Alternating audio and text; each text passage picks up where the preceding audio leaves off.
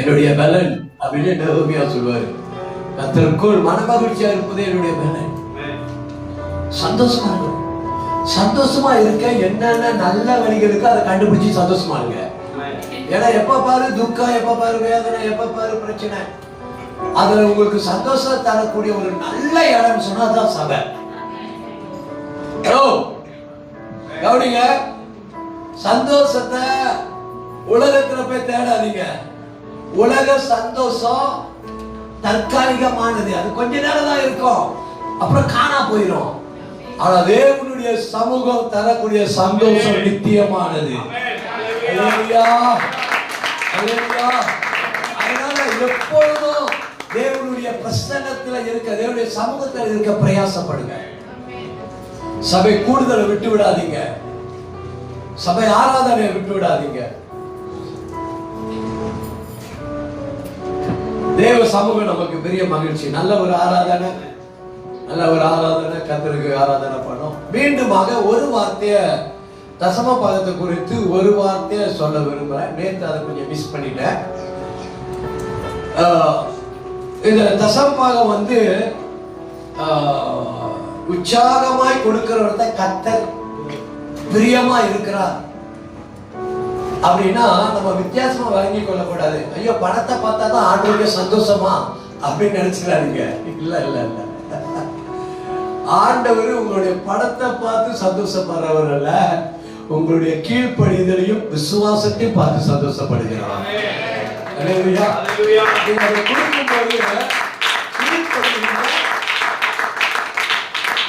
விசுவாசிக்கிறீங்க, செய்யறோம், அதை பார்த்து ஆண்டவர் சந்தோஷப்படுறாரு.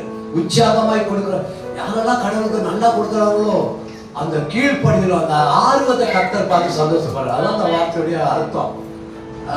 இப்ப நம்மளுக்குன்னா பணம் எல்லாம் உடனே எப்படி முகம் அப்படி 16 பல்லு 32 பல்லு தெரியும். ஏன்னா பணம் நிறைய இருக்கு. பணம் இல்லைன்னா என்ன இருக்குது, அப்படியே மூஞ்சி பப்பாயா மாதிரி ஆகிரும். ஸ்தோத்திரம். ஓகே, இந்த தசம்பாகம் இருக்குல்ல, அந்த தசம்பாகம் இது விதை சிட். இப்ப நீங்க உங்க தோட்டத்துல பயிரிட போறீங்க, உங்களுக்கு தேவை என்னது, விதை.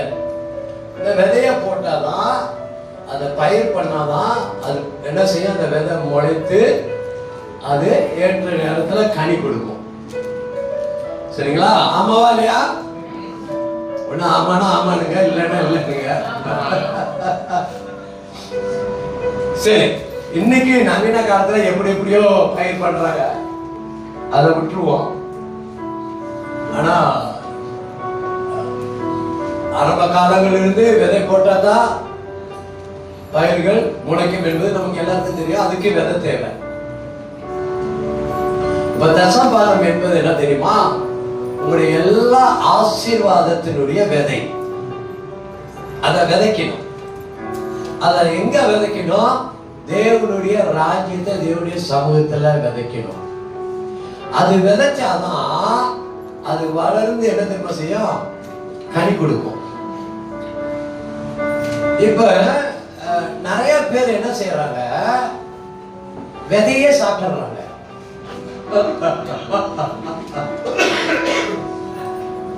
புரியுதா? விதைக்கிறதுக்கு பதிலா விதையே சாப்பிட்டுட்டு, ஆண்டவரே எங்களை ஆசீர்வதிங்க, எங்களுக்கு கனி கொடுக்க செய்யுங்க, எங்களை பொருளாதாரத்தை ஆசீர்வதிங்க அப்படின்னு ஜெபம் பண்ணிட்டு இருந்தா, நீ தான் விதையே சாப்பிட்டேம்மா, அப்புறம் இங்க இருந்து உனக்கு கனி வரப்போகுது. விதைக்க பழகணும். அவருடைய சமூகத்துல விதைக்க பழகணும்.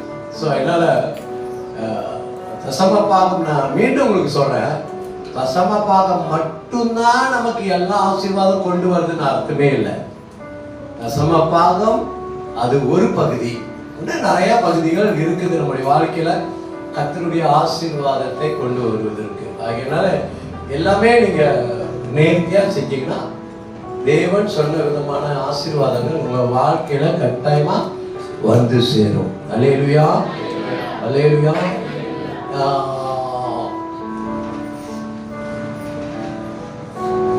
தேவனுடைய வார்த்தை அல்லது தேவனுடைய ஆசீர்வாதம் எப்பொழுதுமே அவருடைய கர்த்தருடைய பிள்ளைகளுக்கு நன்மையா தான் இருக்குது.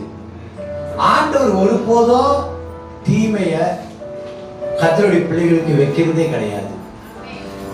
தீமைகள் நாம வாழ்ற வாழ்க்கையினால்தான் தீமைகள் நம்ம தேடி வருது. அது கர்த்தர் கொடுக்கிறது இல்ல, அது பிசாசு கொடுக்கிறான். பிசாசுனால் வருகிறது அல்லது நம்மனால வருது. நம்ம வாழ்ற வாழ்க்கையுடைய முறையினால நிறைய தீமைகள் வருது. அதனால ஆண்டவருக்கு பிரியமா வாழ்ந்தா நீங்க நிச்சயமாகவே 100% நீங்க இன்றைக்கு குறைவா நீங்க காணப்பட்டாலும் வருகிற காலங்களிலே நீங்கள் கனி கொடுக்கும்படி கர்த்தர் உங்களுக்கு செய்வார். இதுக்கெல்லாம் நல்லா அல்லேலூயா சொல்லணும். நல்லா சாப்பிட்டு வந்துட்டீங்களா? இல்ல praise the Lord. good. கர்த்தர் நல்லவர். நேத்தே கர்த்தர் எனக்கு இந்த வார்த்தை கொடுத்தாரு. சபைக்கு ப்ரொஃபட்டிக், இன்னைக்கு ப்ரொஃபட்டிக்னு பாஸ்டர் சொல்லியிருக்கிறாரு. நான் ப்ரொஃபட்டிக்கா பேசணும்னா இல்லையா எனக்கு தெரியாது, ஒன்றும் சரியா தெரியல. ஆனால் ஒரு வார்த்தை இந்த ஊழியக்காருக்கும் ஊழியக்கார சகோதரிக்கும் நான் சொல்ல விரும்புகிறேன். நேற்றே எனக்கு கர்த்தர் இந்த வார்த்தை கொடுத்தா, ஆனால் நேற்று வேற காரியம் நம்மகிட்ட பேசினா அதை சொல்லலை. இன்றைக்கு இந்த ஊழியக்காரர்களுக்கு நான் சொல்லக்கூடிய வார்த்தை, தேவன் என் இருதயத்தை போட்ட வார்த்தை என்னன்னா, இன்றைக்கு இவங்க விதைக்கிற விதை ஊழியத்துல, இந்த ஊழியத்துக்காக அவங்க செய்கிற எல்லா காரியம் கர்த்தர் கணக்கில் வைத்திருக்கிறாரு. ஒரு நாட்கள் வரும், அந்த நாட்கள் வரும் பொழுது இவங்க 2 பேரு என் சபை எப்படி இருக்கணும், என் ஊழியம் எப்படி இருக்கணும்னு விரும்பினாங்களோ, விரும்பி எதிர்பார்க்கிறாங்களோ, அதை மாறி அவங்களுடைய விருப்பத்தை நிறைவேற்ற மாறி இந்த சபையில இந்த ஊழியத்தை கர்த்தர் ஆத்துமாக்களையும் அவங்க விரும்புகிற வண்ணமான ஊழியத்தையும் இந்த இடத்துல நடக்கும்படி கர்த்தர் செய்வார்.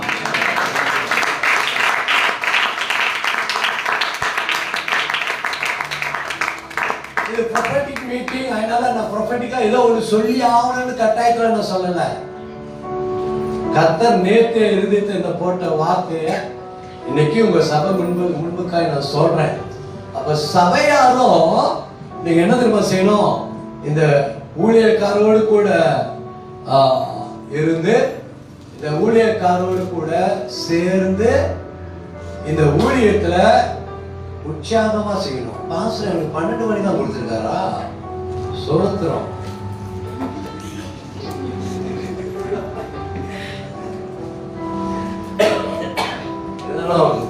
ஓகே, முயற்சி பண்றேன். கொஞ்சம் மாதிரியா இருக்கு. ஓகே, இன்னைக்கு சபை, திருச்சபை, தேவனுடைய ஊழியம், தேவனுடைய சபை, தேவனுடைய ஊழியம், தேவனுடைய ஊழியக்காரங்க இன்றைக்கு ஒவ்வொரு சபையிலையும் சபைக்குள்ள ஊழியக்காரர்களோடு கூட ஊழியம் செய்வதற்கு இன்றைக்கு சபையில் இருக்கிற மக்கள் தேவை. இந்த ஊழியத்தை கட்டுவதற்கு வேற எங்கேயும் வெளியிருந்து யாரும் வர மாட்டாங்க. இந்த ஊழியத்தை கட்டுவதற்கும் வளர்ப்பதற்கும் இந்த ஊழியம் பெருகுவதற்கும் கர்த்தர் உங்களை தான் பயன்படுத்த போறாரு. உங்களுக்கு சரியா விளங்கல நினைக்கிறேன். இந்த ஊழியம் வளர்வதற்கும் இந்த ஊழியத்தை கட்டுவதற்கும் இந்த ஊழியம் பெறுவதற்கும் கர்த்தர் உங்களை தான் பயன்படுத்த போறாரு.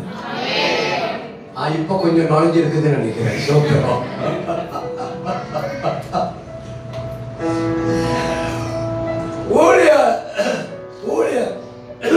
ஊழிய வளர்ச்சி அவ்வளவு சாதாரணமா வராது.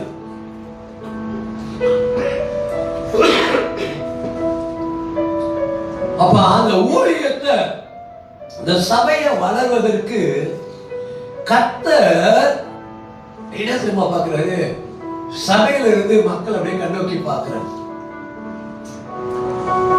யாரு என் காரியமா போவா? யாரு என் வேலையை செய்வா? யாரோட இருதயம் எனக்காக பாரம் கொள்ளுது? யாரோட இருதயம் எனக்காக ஏங்குது அப்படின்னு சொல்லி கர்த்தர் அப்படியே பார்த்துக்கிட்டு.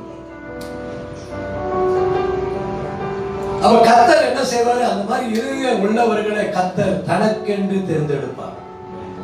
பக்தி உள்ளவனை கர்த்தர் தனக்கென்று தெரிந்து கொண்டார். அப்ப இந்த ஊழியம் வளரணும். நீங்க எல்லாருமே இந்த ஊழியம் வளர்றதுக்காக பிரயாசப்படுறவங்க, ஆசைப்படுறவங்க, ஊழியம் செய்யறவங்க, கொடுக்கிறவங்க, ஜெபிக்கிறவங்க தான் நீங்க இருக்கிறீங்க. ஆனா இந்த ஊழியம் வளர்வதற்கு என்ன ஒரு சிலரை கர்த்தர் தேடுறார். 5 காரியம் இருக்குது. முடியுமா 87 சொல்றதுக்கு முயற்சி பண்றேன். ஒன்னாவது faithful, உண்மை உள்ளவர்கள். எல்லாம் சொல்லுங்க, உண்மை உள்ளவர்கள். என்னோடு கூட அப்போஸ்தலர் புஸ்தகம் 13வது அதிகாரம் 23வது வசனத்தை நாம் எடுத்துக்கொள்ளலாம். அப்போஸ்தலர் 13:23. அவருடைய சந்நிதியிலே தேவன் தமது வாக்குத்தத்தத்தின்படியே இஸ்ரவேலுக்கு இரட்சகராக இயேசுவை எழும்ப பண்ணினார். 13:23. அப்போஸ்தலர் 13:23. சரியா?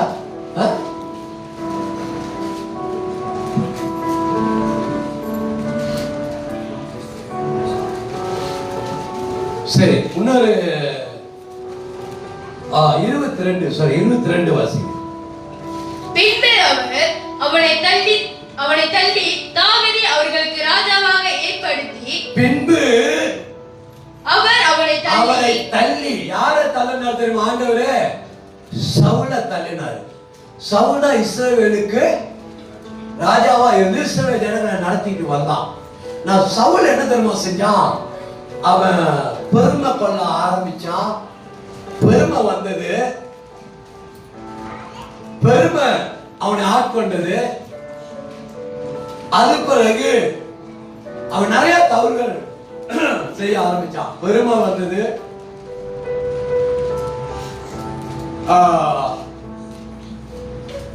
சாமுவேல் வர தாமதமான போது ஊழியக்காரன் சாமுவேல் செய்ய வேண்டிய வேலையை இவன் போய் முந்திக்கிட்டு செஞ்சான். பலியிட்டான். தேவனுக்கு பலியிட்டு ஆராதனை செஞ்சான். அது சாமுவேல் செய்ய வேண்டிய வேலை. இவன் போய் முந்திக்கிட்டு செஞ்சான். அவனுடைய வாழ்க்கையில அவன் என்ன செஞ்சானா, ரகசியமா ஆவிகள் இறந்த குறி சொல்லுகிறவர்கள் போய் பார்த்தான். இப்படி பல தவறுகள். தேவனால் அபிஷேகம் பண்ணப்பட்ட தாவீதுக்கு விரோதமாய் அவன் எழுப்பினான். இப்படி எக்கச்சக்கமான தவறு சவுளுடைய வாழ்க்கை இருந்தது. ஆனா சவுல் தான் ஆண்டவர் சவுலை இஸ்ரவேலுக்கு அதிபதியா மாத்தினார். கர்த்தர் தான் அவனை நியமிச்சாரு. ஆனா அதே கர்த்தர் இப்ப அவனை தள்ளனாரு. சரியா? ஏன் தள்ளனாருன்னா, அவன் தேவனுடைய பார்வையிலிருந்து தன்னுடைய உண்மைத்துவத்தை விட்டு விலகி போயிட்டான். உண்மை போயிடுச்சு, விலகி போயிட்டான்.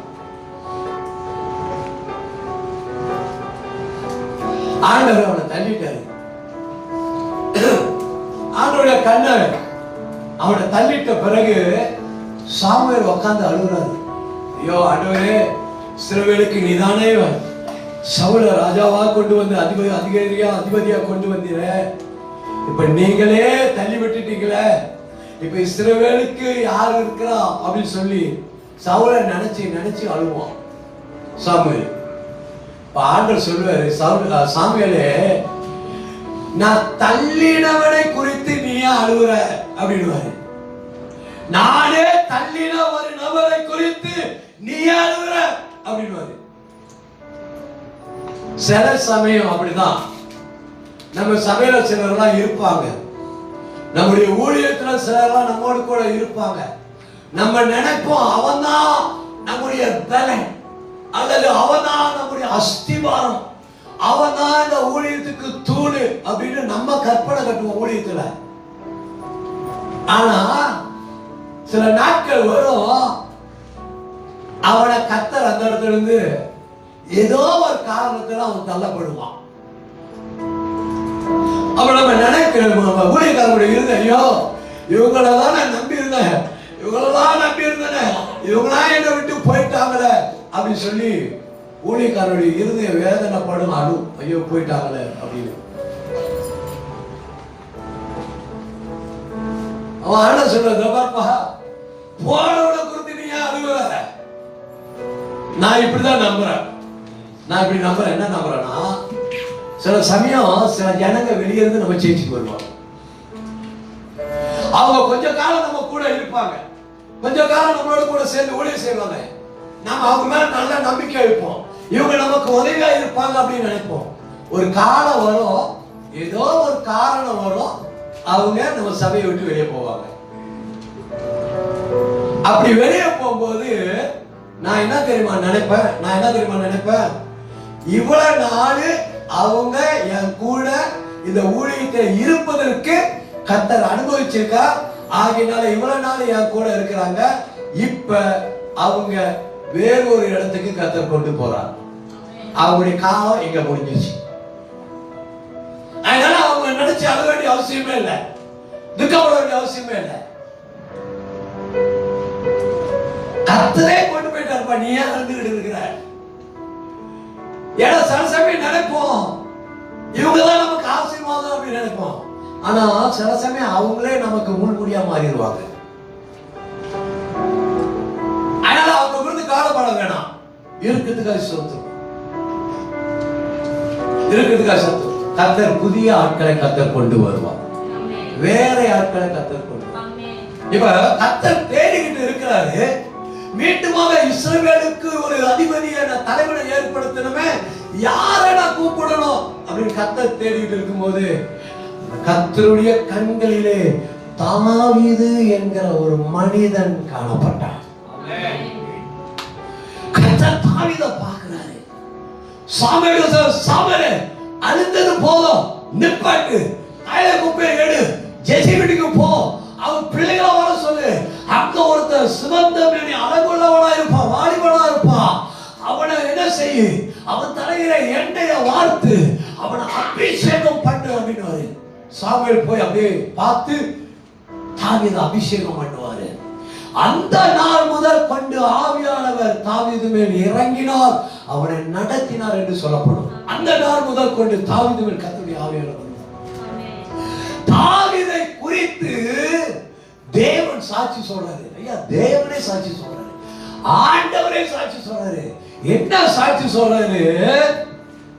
22வது வசனத்துல, பின்பு அவர் அவனை தள்ளி தாவீதை அவர்களுக்கு ராஜாவாக ஏற்படுத்தி, ஈசாயின் குமாரனாகிய தாவீது என் இருதயத்துக்கு ஏற்றவனாக கண்டேன், எனக்கு சித்தமானவங்களை எல்லாம் அவன் செய்வான் என்று அவனை குறித்து சாட்சி கொடுத்தார். தாவீது தேவனுக்கு சித்தமானதை எல்லாம் செய்வான் என்று என்ன செஞ்சாரு? அவனை குறித்து சாட்சி கொடுத்தார். ஒரு அல்லேலூயா சொல்லுங்க. நான் ஒன்று சொல்றேன், தேவன் உங்களை குறித்து சாட்சி சொல்வது பெரிய விஷயம். ஆனா அதுக்கு முன்பதாக உங்க பாஸ்டர் உங்களை குறித்து சாட்சி சொல்லும். உங்க பாஸ்டருக்கு பவுலுக்கு ஒரு தீமோத்தேயு போல உங்க பாஸ்டர் உங்களை ஒரு மகனாக ஒரு மகளாக உங்களை பார்க்கணும். அந்த அளவுக்கு நீங்க சபையில ஒரு ஊழியக்காரனுக்கு கீழ்ப்படிதலோடு, விசுவாசத்தோடு, பரிசுத்தத்தோடு அந்த ஊழியக்காரனோடு கூட சேர்ந்து இந்த ஊழிய பயணத்துல நீங்க என்ன செய்யணும்? தீமோத்தேயுக்கு பவுல் சொல்லுவாரு, தீமோத்தேயு நீ விசுவாசம் பண்ணுவேன், ஏன்னா இந்த விசுவாசம் உன் பாட்டிக்கிட்டு இருந்துச்சு, இந்த விசுவாசம் உங்க அம்மா கிட்ட இருந்துச்சு, இப்ப நீ விசுவாசம் உள்ளவனா இருக்க, அந்த விசுவாசம் உனக்குள்ளே நான் பார்க்கிறேன் அப்படின்னு. அப்ப ஊழியக்காரர்கள் நம்மை பார்க்கும் பொழுது ஓகே, இவங்க சரியான ஆளு, இவங்க கரெக்டான ஆளு, இவங்களை எடுத்து நான் பயன்படுத்தலாம், இவங்களுக்கு ஒரு ஊழியம் கொடுக்கலாம் அப்படின்னு உங்களை பார்க்கும் பொழுது உங்க பாசுடைய கண்களிலே இந்த சாட்சி பெறணும். நீங்க நினைக்க கூடாது ஆசிரியர்களான சாட்சியா நான் கடவுள்கிட்ட சாட்சியா இருக்கிறேன் அப்படின்னு நீங்க நினைக்க கூடாது. சபையில விசுவாசிகளுக்கு முன்மாதிரியா இரு அப்படின்னு தான் பைபிள் சொல்லுது. தலைமைத்துவத்தை விரும்புறவங்க, ஊழியத்தை விரும்புற கர்த்தருடைய பிள்ளைகள் உங்க சாட்சி வாழ்க்கையை காத்துக்கொள்ளணும்.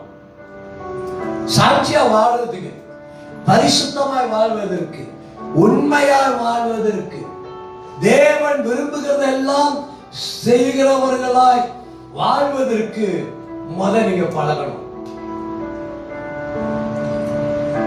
சொல்லுங்க பாப்போம். அப்ப தாவீதை பார்த்து ஆண்டவர் சாட்சி சொன்னாரு. இன்னொரு வசனத்தை நீங்க வாசிக்கலாம் என்னோட கூட. 1 சாமுவேல் புத்தகம் 1 சாமுவேல் 22:14. 1 சாமுவேல் 22:14 வாசிக்கலாம்.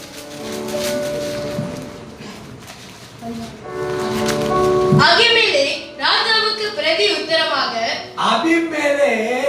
ராஜாவுக்கு பிரதி உத்தரமாக சவுலுக்கு பிரதி உத்தரமாக, உம்முடைய எல்லா ஊழியக்காரரிலும், கவனிய, அபிமெலேக் என்ற சவுலுடைய வேலைக்காரன் அரண்மனையில இருக்கிறான். இப்ப இந்த அபிமெலேக் என்ன சொல்றான், ராஜாவை பார்த்து, சவுலை பார்த்து, ராஜா உங்க அரண்மனையில நிறைய வேலைக்காரங்க இருக்கிறாங்க, நிறைய பேர் இருக்கிறாங்க, ஆனா உம்முடைய எல்லா ஊழியக்காரரிலும் தாவீதை போல ராஜாவுக்கு மருமகனும் உம்முடைய கட்டளைகளின்படி செய்து வருகிறவனும் உம்முடைய வீட்டிலே கனமுள்ளவனாய் இருக்கிற உண்மை உள்ளவன் யார்? தாவீதை குறித்து அபிமெலேக்கு ராஜாட்ட பேசுற, உன்னுடைய மருமகன் 3 குவாலிட்டி அங்க சொல்லப்படுகிறது. கவனிக்கிறீங்களா? 1, வாசிமா திரும்ப. உம்முடைய எல்லா ஊழியக்காரரிலும் தாவீதை போல ராஜாவுக்கு மருமகனும் உம்முடைய கட்டளைகளின்படி செய்து வருகிறவனும். கவனிங்க, ராஜாவுடைய கட்டளைகளை செய்து வருகிறவன், ராஜா கட்டளையிடுகிற எல்லா வேலைகளும் செய்து வருகிறவன். இன்னைக்கு சபைக்கு யார் தெரியுமா தேவை? ஊழியக்காரன் சொல்லுகிற வார்த்தைகளை கேட்டு செய்து வருகிற மக்கள் தேவை. இரண்டாவது குவாலிட்டி, உம்முடைய வீட்டிலே கனமுள்ளவனுமாய் இருக்கிற, உம்முடைய வீட்டில எல்லாம் இருக்கிறாங்க, ஆனா தாவீது அப்படின்னு சொன்னாவே எல்லாத்துக்கும் ஒரு கனம் இருக்குது. அவனை மதிக்கிறாங்க, அவனை கனப்படுத்துறாங்க. தாவீதா அப்படின்னு சொல்லி அவனை கனப்படுத்துறாங்க.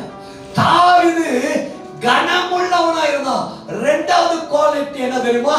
சபையில இருக்கிற விசுவாசிகள் ஊழியர்களுடைய வார்த்தை கீழ்ப்படுகிற மட்டுமல்ல, மற்றவர்களாலே மதிக்கப்படுகிறவர்களாய் காணப்படணும். Maintain your standard. உனக்கு இருக்கிற அந்த பக்தி, ஆவிக்குரிய பக்தி வைராக்கிய வாழ்க்கைய நீ பாதுகாத்து, மற்றவர்கள் உன் வாழ்க்கையும் உன் நடக்கையும் பார்க்கும் பொழுது உன்னை குறித்து சாட்சி சொல்லத்தக்க உன் வாழ்க்கை எப்படி இருக்கணும்? கனமுள்ளதாய் மாற்றப்படணும். இவங்களா அவங்களா அவரா அப்படி போகக்கூடாது. உங்களை பார்க்கும்போது, சபையில பார்க்கும்போது, ஐயோ இந்த பிரதரா தங்கமானவருங்க, ஐயோ இந்த பிரதரா கடவுளுக்கு பயந்த மனுஷங்க, ஐயோ இந்த சிஸ்டரா உண்மை உள்ளவங்க, ஐயோ இவங்களா ஆண்டவரை அப்படி நேசிக்கிறாங்க. மீண்டும் உங்களுக்கு ஒன்று சொல்றேன், நல்லா கேளுங்க. உங்க கண்ணு முன்னுக்கு இருக்கிற சகோதரனே உங்களை புகழலைன்னா காணாத தேவன் உங்களை புகழ கஷ்டம். நீங்க இந்த உலகத்துக்கு வெளிச்சமாவும் உப்பாவும் இருக்கிறீங்க. சபையில கத்தர் அப்படித்தான் வச்சிருக்காரு, வெளிச்சமா. தயவு செய்து அநேக சமயம் நம்ம எல்லாம் ஒண்ணு அப்படின்னு நினைக்காதீங்க, அங்கதான் வாயில மண்ணு. லீடர் சொன்ன பாத்தீங்களா, இந்த லீடர்கள் அல்லது தலைவர்கள் ஊழியத்தில் இருக்க நானும் விசுவாசி ஒண்ணுங்க அப்படின்னு சொல்லி அவங்க கூட சேர்ந்துக்கிட்டு உங்க வாழ்க்கையை கெடுத்துடக்கூடாது. அதுல இருந்து தான் கத்தர் ஒரு படி உங்களை தூக்கி வச்சிருக்காரு. அதனால நான் லீடர் அப்படின்னு அப்படி கோலெல்லாம் எடுத்து விட்டு நடக்கக்கூடாது, அப்படி நெஞ்சால் தூக்கிட்டு நடக்கக்கூடாது. ஏன்னா நான் லீடர் ஆகிட்டேன், நான் ஊழியக்காரன் ஆகிட்டேன், அப்படி இல்லை.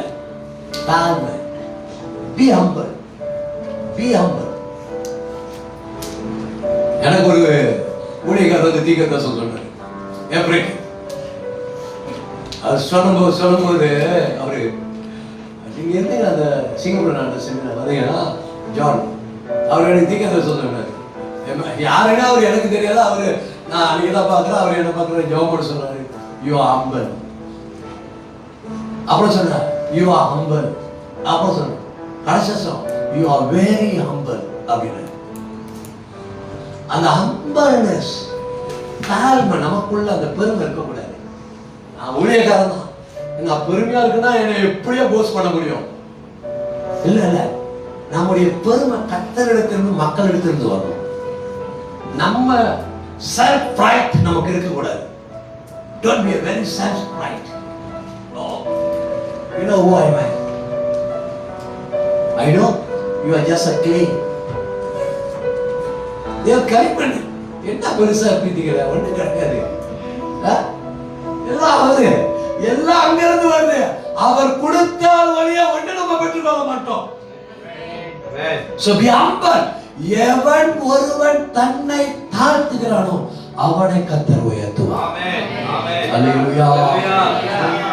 தாழ்மை ரொம்ப முக்கியம். அதனால உங்க இந்த சபைக்குள்ள வாரீங்க பாத்தீங்களா, சும்மா எல்லா வாரமா கையாமையாண்டு கச்சா முத்தை மாதிரி வராதீங்க. எல்லாம் ஒண்ணு நினைக்காதீங்க. இல்ல, என்ன கர்த்தர் அழைச்சிருக்கா, எனக்கு ஒரு பொறுப்பு கொடுத்திருக்கா, நான் ஒரு ஊழியத்தில் இருக்கிறேன், அந்த ஊழியத்துக்கு தகுந்த மாதிரி, என் பொறுப்புக்கு தகுந்த மாதிரி என்னுடைய ஆவிக்குரிய ஸ்டாண்டர்ட் நிலையை இருக்கணும். அப்பதான் ஜனங்க உங்ககிட்ட இருந்து வித்தியாசத்தை பார்ப்பாங்க, இல்லைன்னா வித்தியாசத்தை பார்க்க மாட்டாங்க. கனம் உள்ளவன். மூன்றாவது காரியம், கனம் உள்ளவனுமாய் இருக்கிற உண்மை உள்ளவன் யார்? அடுத்த the best quality, எல்லாருக்கும் இருக்க வேண்டிய ஒரு குவாலிட்டி என்ன தெரியுமா? உண்மை உள்ளவன் யார்?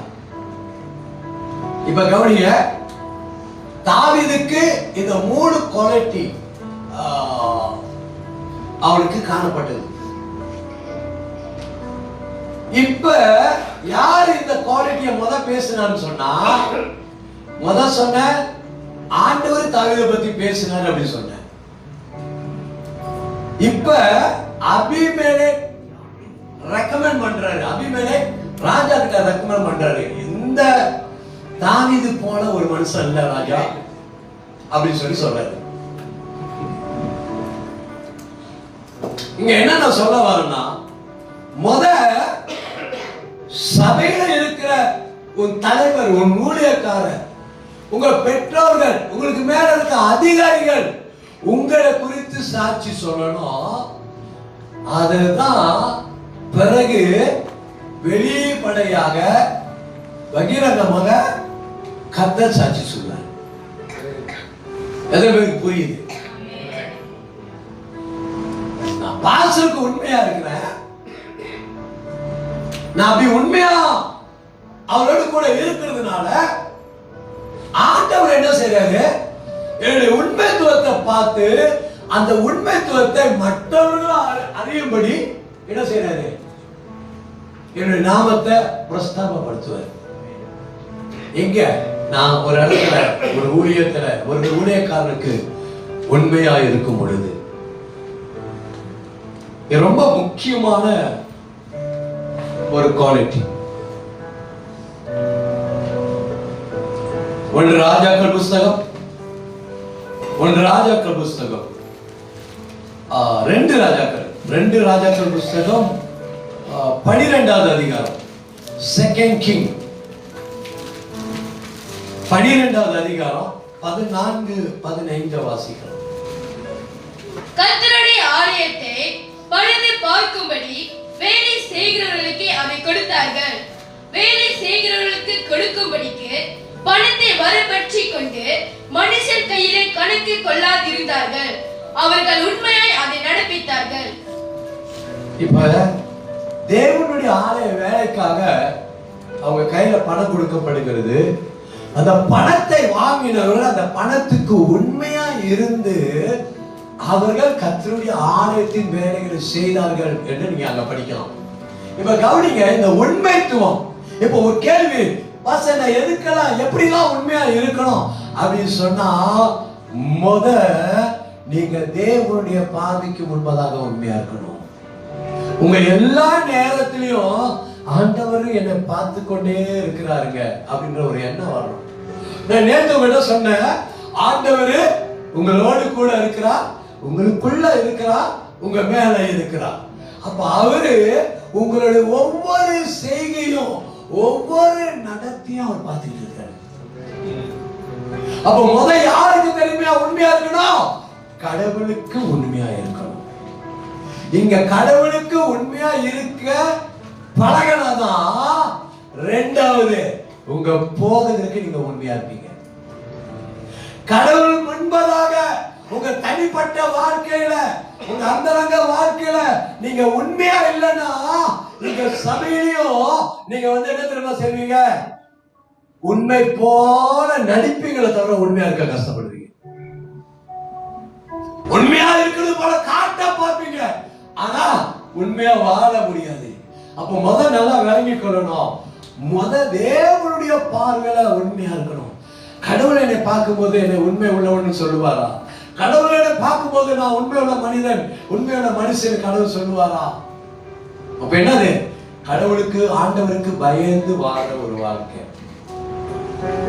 ஊழியக்காரனை மதித்து கனம் பண்ணுகிற ஒரு வாழ்க்கை, ஊழியக்காரனுக்கு உண்மையா இருக்கிற ஒரு வாழ்க்கை, கொடுக்கப்படுகிற ஊழியத்துல வேலைகளிலே உண்மையா இருக்கிற ஒரு காரியம், உங்க தனிப்பட்ட வாழ்க்கையில, உங்க ஜெப வாழ்க்கையில, உங்க ஆவிக்குரிய வாழ்க்கையில உண்மையா இருக்கிற வாழ்க்கை, உங்க கணவனுக்கு உண்மையா, மனைவிக்கு உண்மையா, பிள்ளைக்கு உண்மையா, எஜமானுக்கு உண்மையா, எல்லா காரியத்திலும் உண்மை உள்ளவர்கள். கடவுள் தேவனுடைய ஆலயத்தில் தேவன் தேடுகிற நபர் யார் தெரியுமா? உண்மை உள்ளவர்கள். அவர்களை கர்த்தர் தேடுகிறார். மோசேயை பார்த்து ஆண்டவர் ஒரு சாட்சி சொன்னார். மோசே தேவனுடைய வீட்டிலே எங்கும் உண்மை உள்ளவனாய் இருந்தான். நான் தீர்க்க தரிசனமா பேசுறது பெரிய விஷயம் கிடையாது. ஆனா தீர்க்க தரிசனமா நான் பேசுறது உங்களை உற்சாகப்படுத்த, அல்ல உங்களுக்கு கொஞ்சம் ஆர்வத்தை உண்டாக்கும்.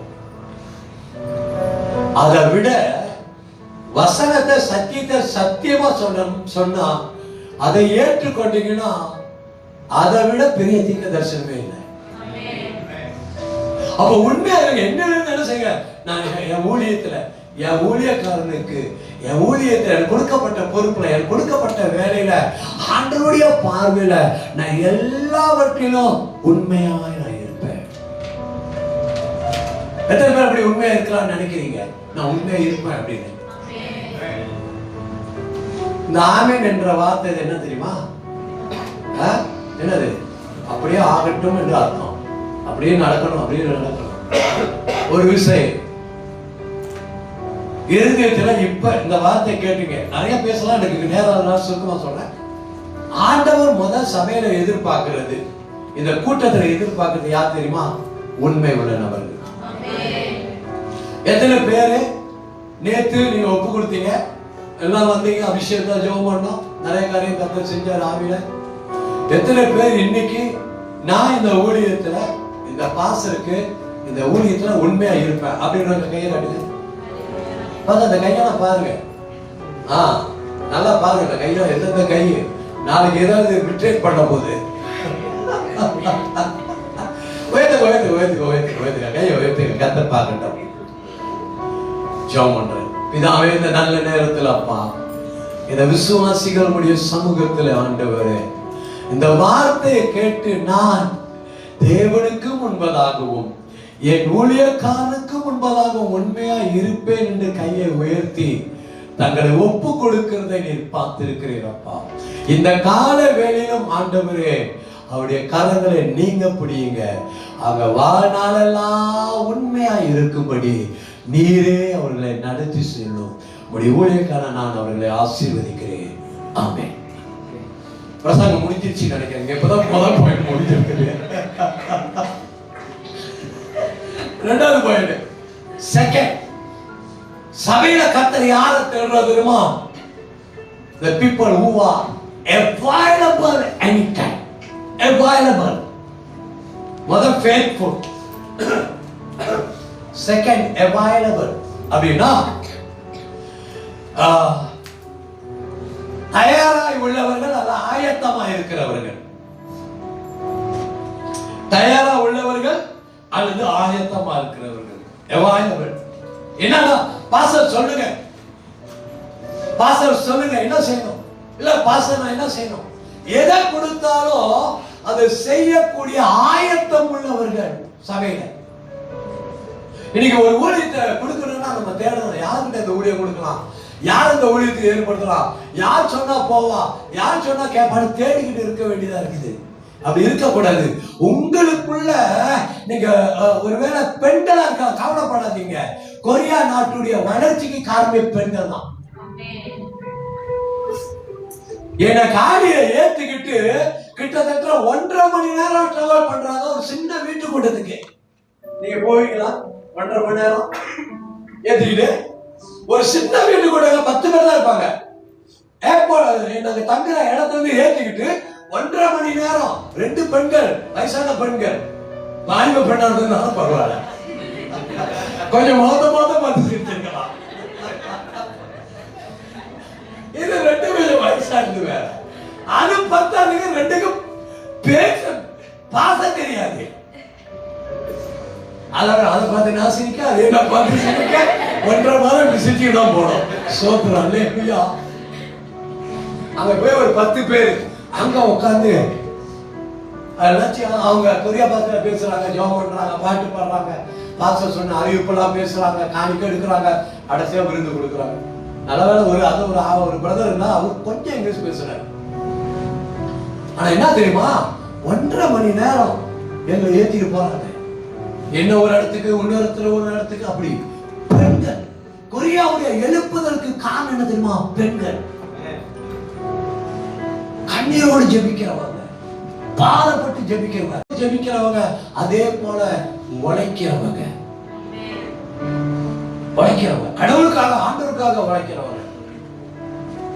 அப்ப அவ்வளவு பாதப்பட்டு ஊழியக்கார சொல்றதை கேட்டு செய்யறாங்க. தயாரானவர்கள், ஆயத்தமா இருக்கிறவங்க. பாஸ்டர் சொல்லுங்க நான் செய்யறேன், பாஸ்டர் சொல்லுங்க நான் செய்யறேன்.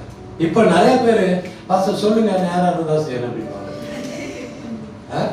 ஏன்னா அப்படி மாறிடுச்சு சூழ்நிலைகள், நம்முடைய பிரச்சனைகள் அப்படி மாறிடுச்சு. ஆனா அதன் மத்தியிலும் கூட கடவுளுக்காக சொல்லுங்க நான் போகிறேன் அப்படி என்று ஆத்துமாக்கள் இருக்கதான் செய்யறாங்க.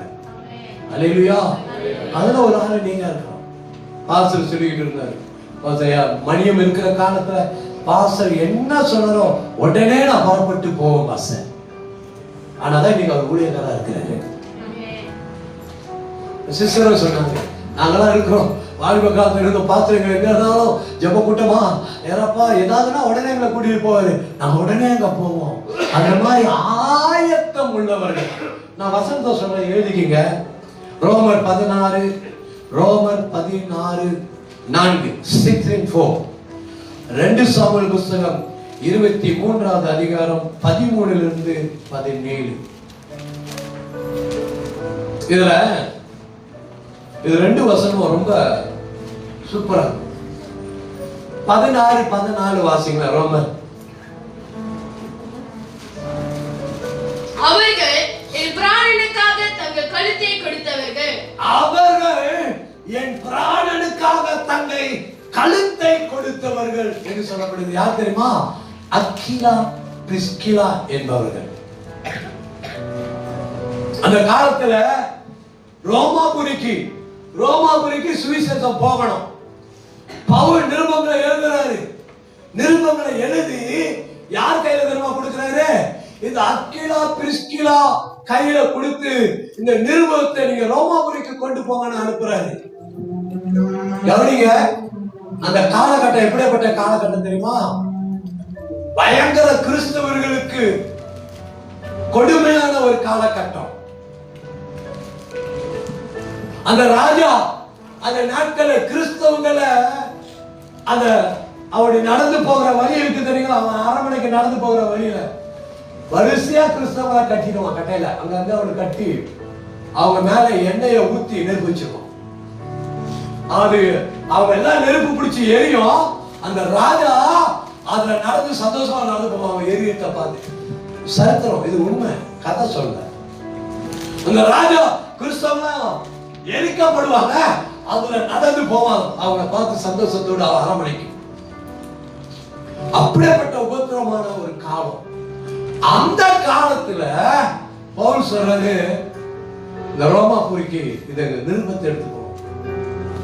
அப்போ இந்த அக்கிலாவும் பிரிஸ்கிலாவும் என்ன தெரியுமா செய்வாங்க?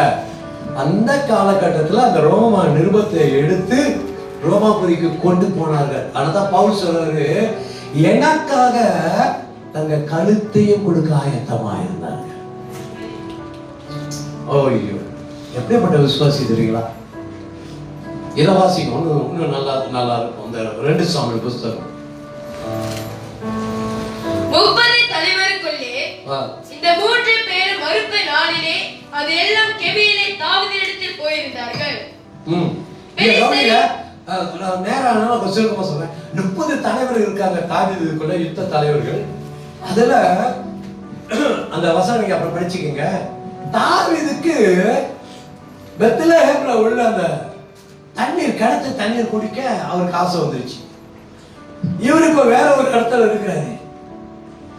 அங்க போயிட்டு அவரு அந்த தண்ணீரை சரி வாசிமா 30 தலைவருக்குள்ளே இந்த 3 பேரும் மறுப்பு நாளிலே அதிலெல்லாம் கெபியிலே தாவீதினிடத்தில் போயிருந்தார்கள்.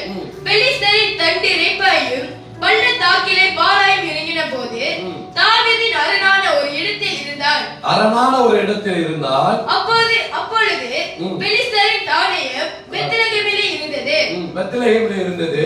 தாவீது பெத்லெகேம் ஒலிவ முக வாசலில் இருக்கிற கிணற்றின் தண்ணீரின் மேல் ஆவல் கொண்டு, தாவீதுக்கு பெத்லெகேமிலே இருக்கிற அந்த தண்ணீர் கிணற்றில் இருக்கிற தண்ணீர் குடிக்கணும் ஆசை. என்னங்க, தண்ணி எங்க வேணாலும் குடிக்கலாம் தானே, இருக்கிற இடத்த குடிக்கலாம் தானே. ஆனா இவனுக்கு ஆசை பாருங்க, பெத்லெகேம்ல இருக்கிற அந்த தண்ணீரை தான் நான் குடிக்கணும் அப்படின்னு ஆசைப்படுறான். அப்படி ஆசைப்பட்டவன 30 வீரர்கள் இருக்கிறாங்க. அந்த 30 வீரர்ல 3 வீரர்கள் என்ன தெரியுமா செய்றாங்க? துணிஞ்சு போறாங்க. நான் போறேன் அப்படின்னு துணிஞ்சு வராங்க.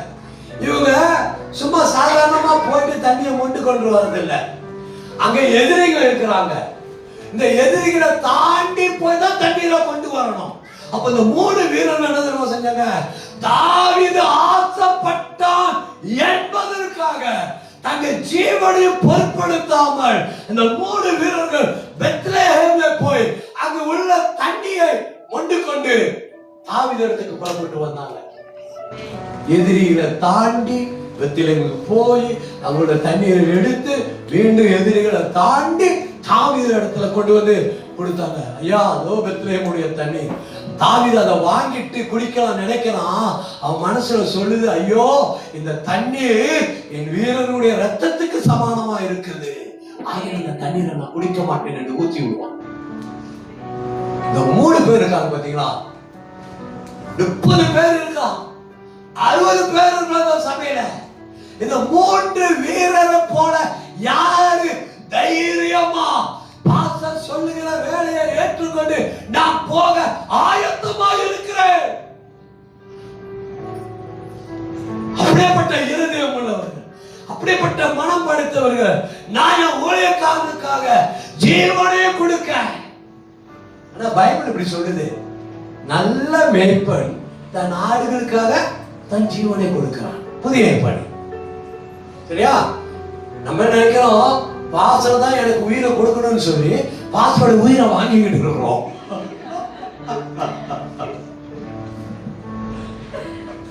எதுக்கு எடுத்தாலும் பாஸ்டர், எதுக்கு எடுத்தாலும் ராத்திரி 1:30 மணிக்கு புருஷன் பொம்பளை சண்டை அடிச்சுக்கிட்டு இருப்பாங்க. சண்டை உடனே 1:30 மணிக்கு ஒரு கோபம் வரும். பாஸ்டர் உடனே புறப்பட்டு இப்ப எங்க வீட்டுக்கு வாங்க. நம்ம அப்பதான் அசந்து படுத்திருப்போம். எங்க வீட்டுக்கு நீங்க வாங்க. ஐயா என்னையா ஆச்சு இந்த நேரத்துல உங்க வீட்டுக்கு வரணும்?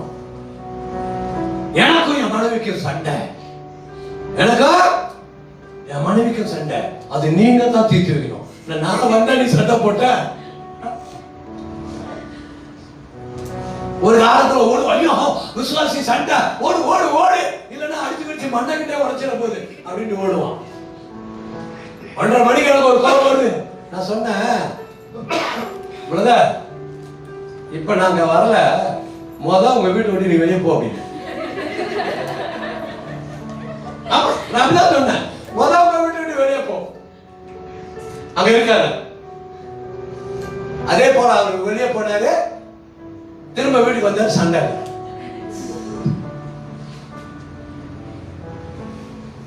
நாங்க கவனிங்க, ஊழியக்காரர்கள் விசுவாசிக்காகவே வாழறோம். எங்களுடைய தியாகம் கொஞ்சம் நெஞ்சம் இல்ல, பாசங்களுடைய தியாகம் கொஞ்சம் நெஞ்சம் இல்ல, மனைமார்களுடைய தியாகம் கொஞ்சம் நெஞ்சம் இல்ல. எங்க எண்ணம், எங்க ஏக்கம், எங்க விருப்பம் என்னது? சபை சபை சபை, ஜனங்க ஜனங்க ஜனங்க ஜனங்க. ஐயோ என் குடும்பம், என் விசுவாசி, என் பிள்ளைங்க அப்படின்னு. எத்தனை விசுவாசி உங்க பாஸ்டர் ஐயோ என் அப்பா, ஐயோ என் பாஸ்டர் அப்படின்னு சொல்லி நினைச்சு அவருக்காக ஜெபம் பண்றீங்க? எத்தனை பேர் அவருக்கு கீழ்ப்படுகிறீங்க? எத்தனை பேர் ஊழியக்காரனை கனம் பண்றீங்க? ஒரு நல்ல நாள் பெருநாள் வந்தா அவரை கனம் பண்றீங்க, அவரை ஆசீர்வதிக்கிறீங்க. ரொம்ப ரொம்ப குறைவு. ஆனா நாங்க இதெல்லாம் எதிர்பார்த்து உங்களுக்கு ஊழியம் செய்யல. நீங்க கர்த்தரால எங்களுக்கு கொடுக்கப்பட்ட குடும்பமாய் பிள்ளைகளா இருக்கிறீங்களே என்ற கிறிஸ்துவின் அன்பு நிமித்தம் நாங்க உங்களுக்கு ஊழியம் செய்வோம். ஊழியக்காரருடைய வேலை எல்லாம் அப்படிதான். ஏதோ ஒரு ஆதாயத்துக்காக இல்ல, ஆதாயத்துக்காக இல்ல. உங்களை குடும்பமா கர்த்தர் சேர்த்துட்டாரு இந்த சபையில. அப்ப அந்த 3 பேர் பாத்தீங்களா, இந்த 3 பேர் அகிலா பிரிஸ்கா அந்த காலத்துல புறப்பட்டு போனாங்க. இந்த 3 பேர் என்னாச்சு? போறாங்க, தைரியமா போய் தண்ணி எடுத்து வராங்க. they are available, they are waiting. just ஒரு வார்த்தை சொல்லுங்க பாஸ்டர், நாங்க செய்வோம். ஒரு வார்த்தை சொல்லுங்க, நாங்க செய்வோம். தன் பிராணனை கொடுக்கவும் ஆயத்தமான. ஐயா நீங்க தயவு செய்து உயிரெல்லாம் கொடுக்க வேண்டாம் பாஸ்டருக்கு. சோத்திரம்.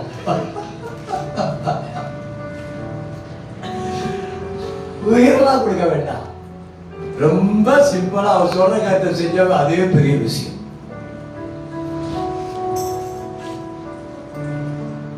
எத்தனை பேரு பாஸ்டர் எனக்கு ஊழியம் கொடுத்தா நான் ஆயத்தமா இருக்கிறேன் செய்யறதுக்கு, நான் போவேன், பாஸ்டர் என்ன சொன்னா நான் செய்வேன், நான் ஆயத்தமா இருக்கிறேன் அப்படின்னு எத்தனை பேர் செய்ய ஆயத்தமா இருக்கிறீங்க? முடியுமா? என்ன ஒண்ணுமே ஒரு சத்தத்தை காணும். அப்படி முடியுன்றவங்களா கை காட்டுங்க. பாஸ்டர் சொன்னா நான் செய்வேன், பாஸ்டர் சொன்ன அறிவுரைகள் சொன்னா நான் செய்வேன். உங்களுக்காக ஜெபம் பண்ண போறேன். தகப்பனே, இயேசு கிறிஸ்துவின் நாமத்தில் ஆண்டவரே, இந்த பிள்ளைகள் செய்வேன் என்று சொல்லி தங்களுடைய இருதயத்தில் ஆண்டவரே இவர்கள் தீர்மானித்து தங்களுடைய கரங்களை வைத்திருக்கிறார்கள். அந்த கிருபை, அந்த பலனை ஆவியான நீங்க அவங்களுக்கு கொடுங்க. ஊழியக்காரருடைய வார்த்தையை ஏற்றுக்கொண்டு செயல்பட ஆவியான ஒரு உன்னதமான பலனை உங்களுடைய பிள்ளைகளுக்கு கொடுத்து நீங்க ஆசீர்வதித்து நடத்துங்க. ஆமென். மூன்றாவது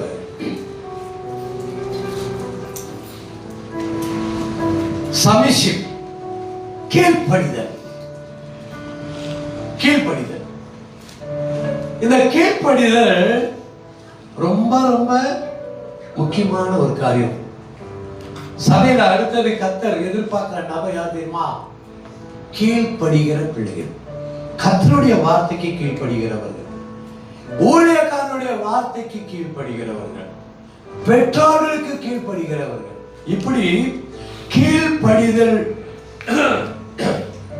உள்ள இருதயம் உள்ளவர்கள். 1 சாமுவேல் புத்தகம் 15வது அதிகாரம் 22வது வசனம்.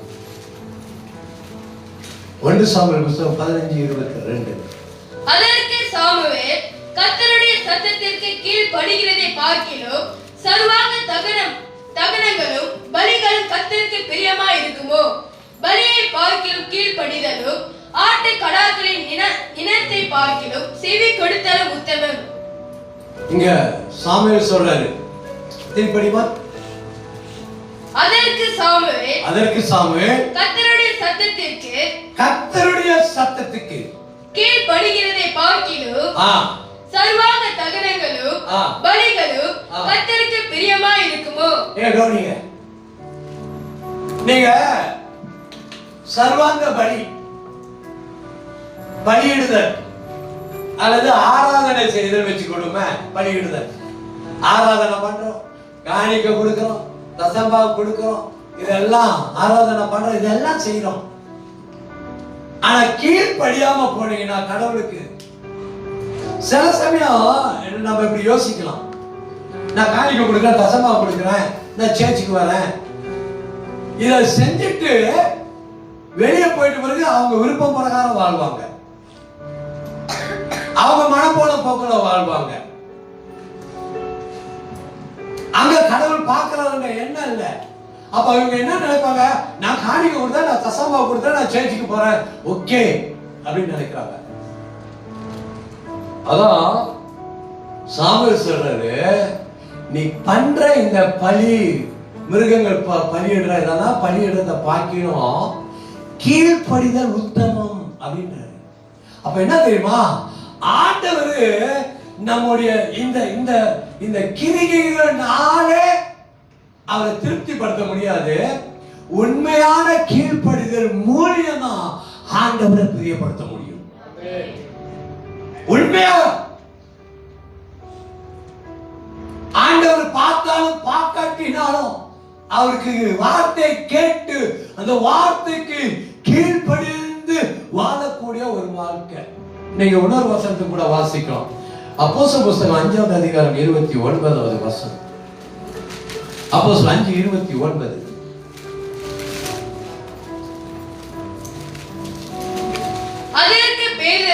அதற்கு பேதுரு மற்ற அப்போஸ்தலர்களும் மனுஷருக்கு கீழ்ப்படுகிறதை பார்க்கிலும் தேவனுக்கு கீழ்ப்படுகிறதே அவசியமா இருக்கிறது. தேவனுக்கு கீழ்ப்படுகிறது அவசியமா இருக்கிறது. அது என்ன அர்த்தம்னா, அங்க உள்ள அந்த காலத்துல அப்போஸ்தலர் 4வது அதிகாரம் 5வது அதிகாரம் அற்புதங்கள் நடக்கும். செய்வாங்க, இந்த சீசர்களை பார்த்து நீங்க இயேசுவை பிரசங்கம் பண்ணக்கூடாது, இயேசு பத்தி பேசக்கூடாது, ஊழியம் செய்யக்கூடாது அப்படின்னு தடை பண்ணுவாங்க. அப்படி தடை பண்ணும்போது தான் பேதுரு சொல்லுவாரு, நாங்கள் மனுஷருடைய சத்தத்துக்கு கீழ்ப்படுவதை பார்க்கிறோம், தேவனுடைய சத்தத்துக்கு கீழ்ப்படிவது உத்தமம் அப்படின்றாரு. ஒரு அல்லேலூயா சொல்லப்பா. அல்லேலூயா. இப்ப ஒரு கேள்வி, தேவனுடைய சத்தத்தை நம்ம எப்படி கேட்போம்?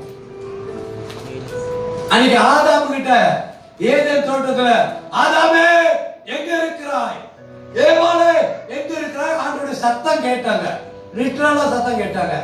இன்னைக்கு ஆண்டவருடைய சத்தம் எங்க இருந்து கேட்கணும்? யாருக்கிட்டயாவது வந்து ஆண்டவர் வானத்துல இருந்து ஆதாமே ஏவாளே அவருடைய மகளே மகனே யார்கிட்டயாவது பேசுறாரா? இல்ல. இப்ப ஆண்டவர் பேசுறாரு. ஆண்டவருடைய சத்தத்துக்கு எப்படி கீழ்படினா, முத வசனத்தை படிக்கிற பாத்தீங்களா, அந்த வசனம் படிக்கிட்டு அந்த வசனத்தை ஏற்றுக்கொண்டு வசனம் இப்படி சொல்லுது, ஆனா நான் இப்படிதான் வாழணும். முத கீழ்படிதல். இரண்டாவது கீழ்படிதல் என்ன தெரியுமா? என் போதகர், என் பாஸ்டர், கர்த்தர் போதகர் மூலியமா இன்னைக்கு நம்மோடு கர்த்தர் பேசிக் கொண்டிருக்கிறார். ஒரு அல்லேலூயா சொல்லுங்க. அல்லேலூயா. போதகர்மார்கள் தேவனுடைய வாயா இருக்கிறார்கள். அவர்கள் தேவனுடைய வார்த்தையை பேசுகிறார்கள். அவர்கள் தங்களுடைய மகிமைக்குரிய காரியம் அல்ல, தேவனுடைய காரியத்தை உங்களுக்கு பேசுகிறார்கள். அது தேவ சத்தமாய் நீங்க ஏற்றுக்கொள்ளணும். கடவுள் நம்மோடு கூட பேசுறாரு, ஆண்டவர் நம்மோடு கூட பேசுறாரு, ஊழியக்காரர் மூலமா கர்த்தர் பேசுறாரு, வசனத்து மூலமா கர்த்தர் பேசுறாரு. இன்னொரு விதத்தை கர்த்தர் பேசுவாரு. உங்க மனதுல, உங்க மனசுல கர்த்தர் சொல்ற, இதை செய்யாத,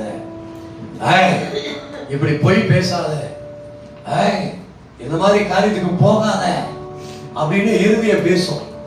நம்ம என்ன சொல்லுவோம்? பரவாயில்ல.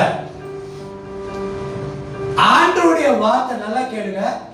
ஆண்டவருடைய வார்த்தை அவருக்கு பிரியமானதை செய்யவும் வாழவும் தான் ஆண்டவருடைய வார்த்தை பேசும். உங்களை உலக பிரகாரம் அனுப்பாது ஆண்டவருடைய வார்த்தை. அவர் நேசிச்சு வாழும்படியா, அவருக்குள்ள பக்தி வைராக்கியம் வழிமுடிதான் அந்த இருதயத்தில் சொல்லும். அந்த வார்த்தை உங்கள்கிட்ட பேசும், கர்த்தர் பேசுவாரு. நம்ம என்ன செய்வோம்? நம்ம இருதயத்தின் சத்தத்தை மீறி சில காரியங்களை செய்வோம்.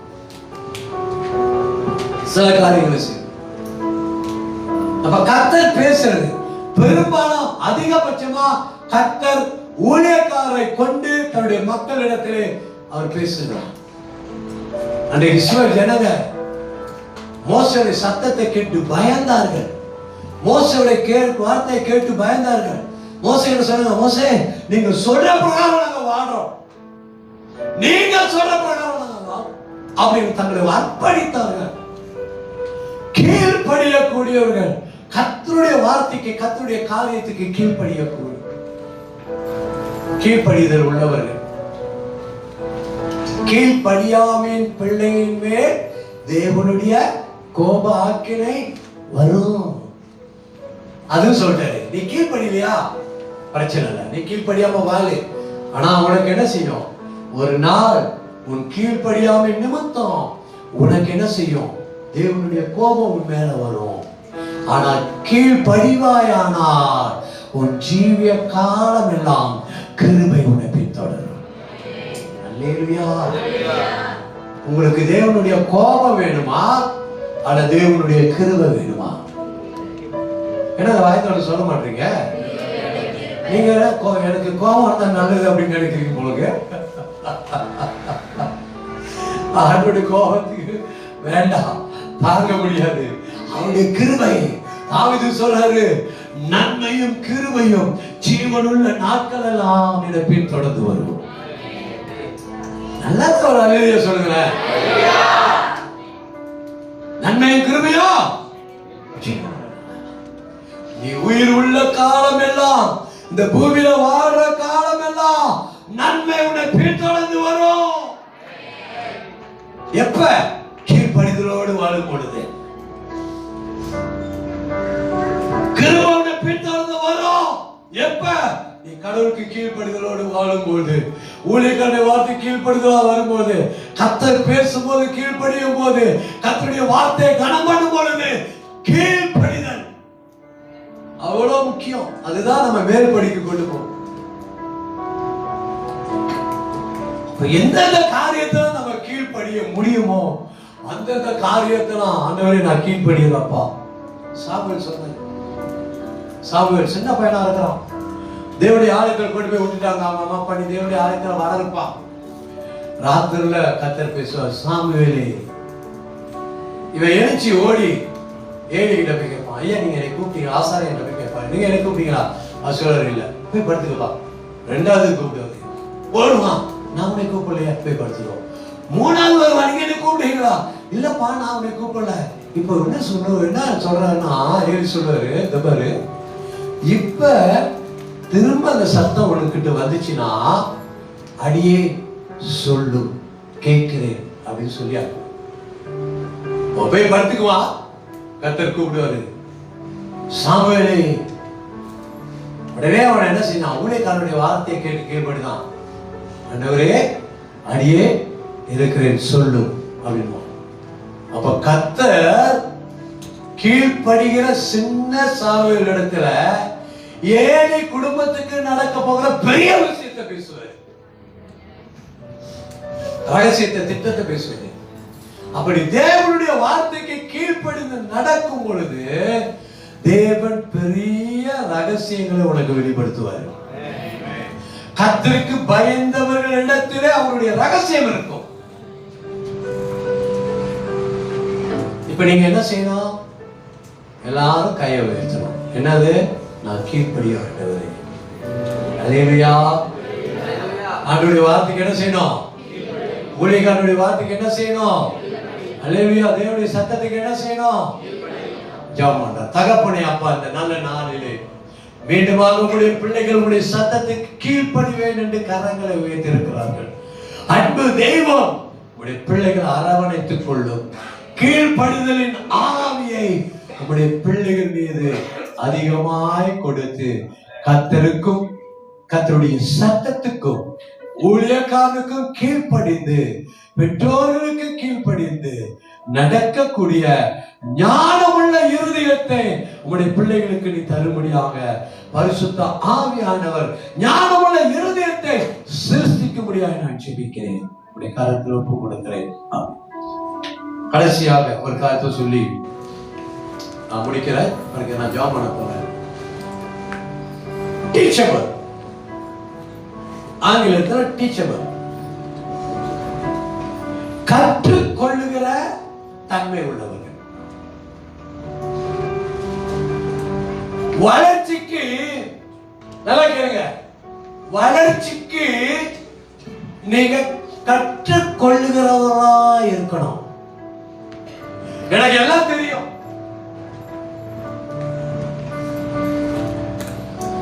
எனக்கு எல்லாம் தெரியுன்றவங்களுக்கு அவங்களுக்கு ரொம்ப காரியம் தெரியாது. எனக்கு தெரியாது, நான் இன்னும் கற்றுக்கொள்ளணும். எனக்கு தெரியாது, நான் இன்னும் கற்றுக்கொள்ளணும். எனக்கு தெரியாது, நான் இன்னும் கற்றுக்கொள்ளணும். கற்றுக்கொள்ளக்கூடியவர்கள் சபையில வேத வசனத்தை படித்து கற்றுக்கொள்ளணும். வசனத்துடைய வியாக்கியானங்களை கற்றுக்கொள்ளணும். ஊழிய வழிமுறைகளை கற்றுக்கொள்ளணும். ஞானத்தை கற்றுக்கொள்ளணும். அறிவை சேர்த்துக்கொள்ளு, அறிவை சம்பாதின்னு ஆண்டவர் சொல்றாரு நீதிமொழிகள்ல. ஞானத்தை சேர்த்துக்கொள்ளு, புத்திமதிகளை ஏற்றுக்கொள்ளு அப்படி சொல்லி நிறைய நீதிமொழிகளை நீங்க படிக்கலாம். நமக்கு ஒரு டீச்சபிள் ஸ்பிரிட் வேணும். அப்படின்னா கத்துக்கொள்ளணும், நான் இன்னும் கத்துக்கொள்ளணும். அப்ப கத்துக்கொள்றதுக்கு என்ன தெரியுமா செய்யலாம்? நிறைய படிக்கலாம். நம்ம தமிழர்கள் கிட்ட இருக்கிற ஒரு பெரிய பிரச்சனை, நிறைய பேருக்கு இல்லாத ஒரு பிரச்சனை என்னன்னா, நாம கத்துக்கொள்றது விரும்பவே மாட்டோம், படிக்க விரும்ப மாட்டோம், நிறைய படிக்க மாட்டோம். பைபிள் படிக்கிறோமா? பைபிள் சேர்ச்சுக்கு மட்டும்தான் எடுத்துட்டு வருவோம். சார் ரொம்ப பயபக்தி, நாங்க அதெல்லாம் போக படிக்க மாட்டோம். கர்த்தருடைய வேதம் பரிசுத்தமானது ஆகினால் அதெல்லாம் நாங்க அசுத்தப்படுத்த மாட்டோம். பைபிளை திறக்கவே மாட்டோம். சார் வாரத்துக்கு ஒரு வாரம் மட்டும் நான் பைபிளை கொண்டு வருவேன், பத்திரமா இருக்கு. சில சமயம் பார்த்தா பைபிள் சாமி மேடைக்கு முன்னுக்கு, அதாவது பீடத்துக்கு முன்பாக பைபிள் திறந்து வச்சிருப்பாங்க. நான் ஒரு ஆரம்பத்தில் ஒரு சகோதரிக்கு, அவங்க கத்தரிக் சகோதரி குடும்பம், அவங்களுக்கு சுவிசேஷம் பார்த்தா அந்த பீடம் இருக்கும். அந்த பீடத்துக்கு முன்னுக்கு ஒரு பைபிள் வைக்கக்கூடிய ஒரு இது பைபிள், அதில் ஒரு பைபிளை திறந்து வச்சிருப்பாங்க. அப்போ அந்த சகோதரி பார்த்து கேட்டாச்சு, சார் இந்த பைபிள் இயேசு படிக்கிறதுக்கா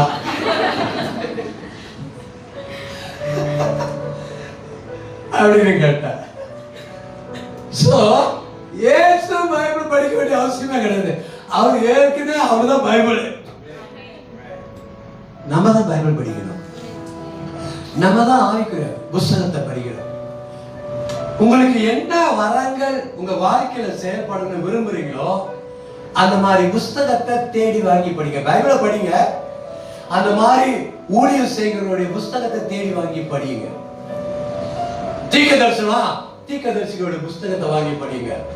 அற்புத ஊழியமா? அற்புத ஊழியம் செய்தவங்களுடைய புஸ்தகம் வாங்கி படிங்க.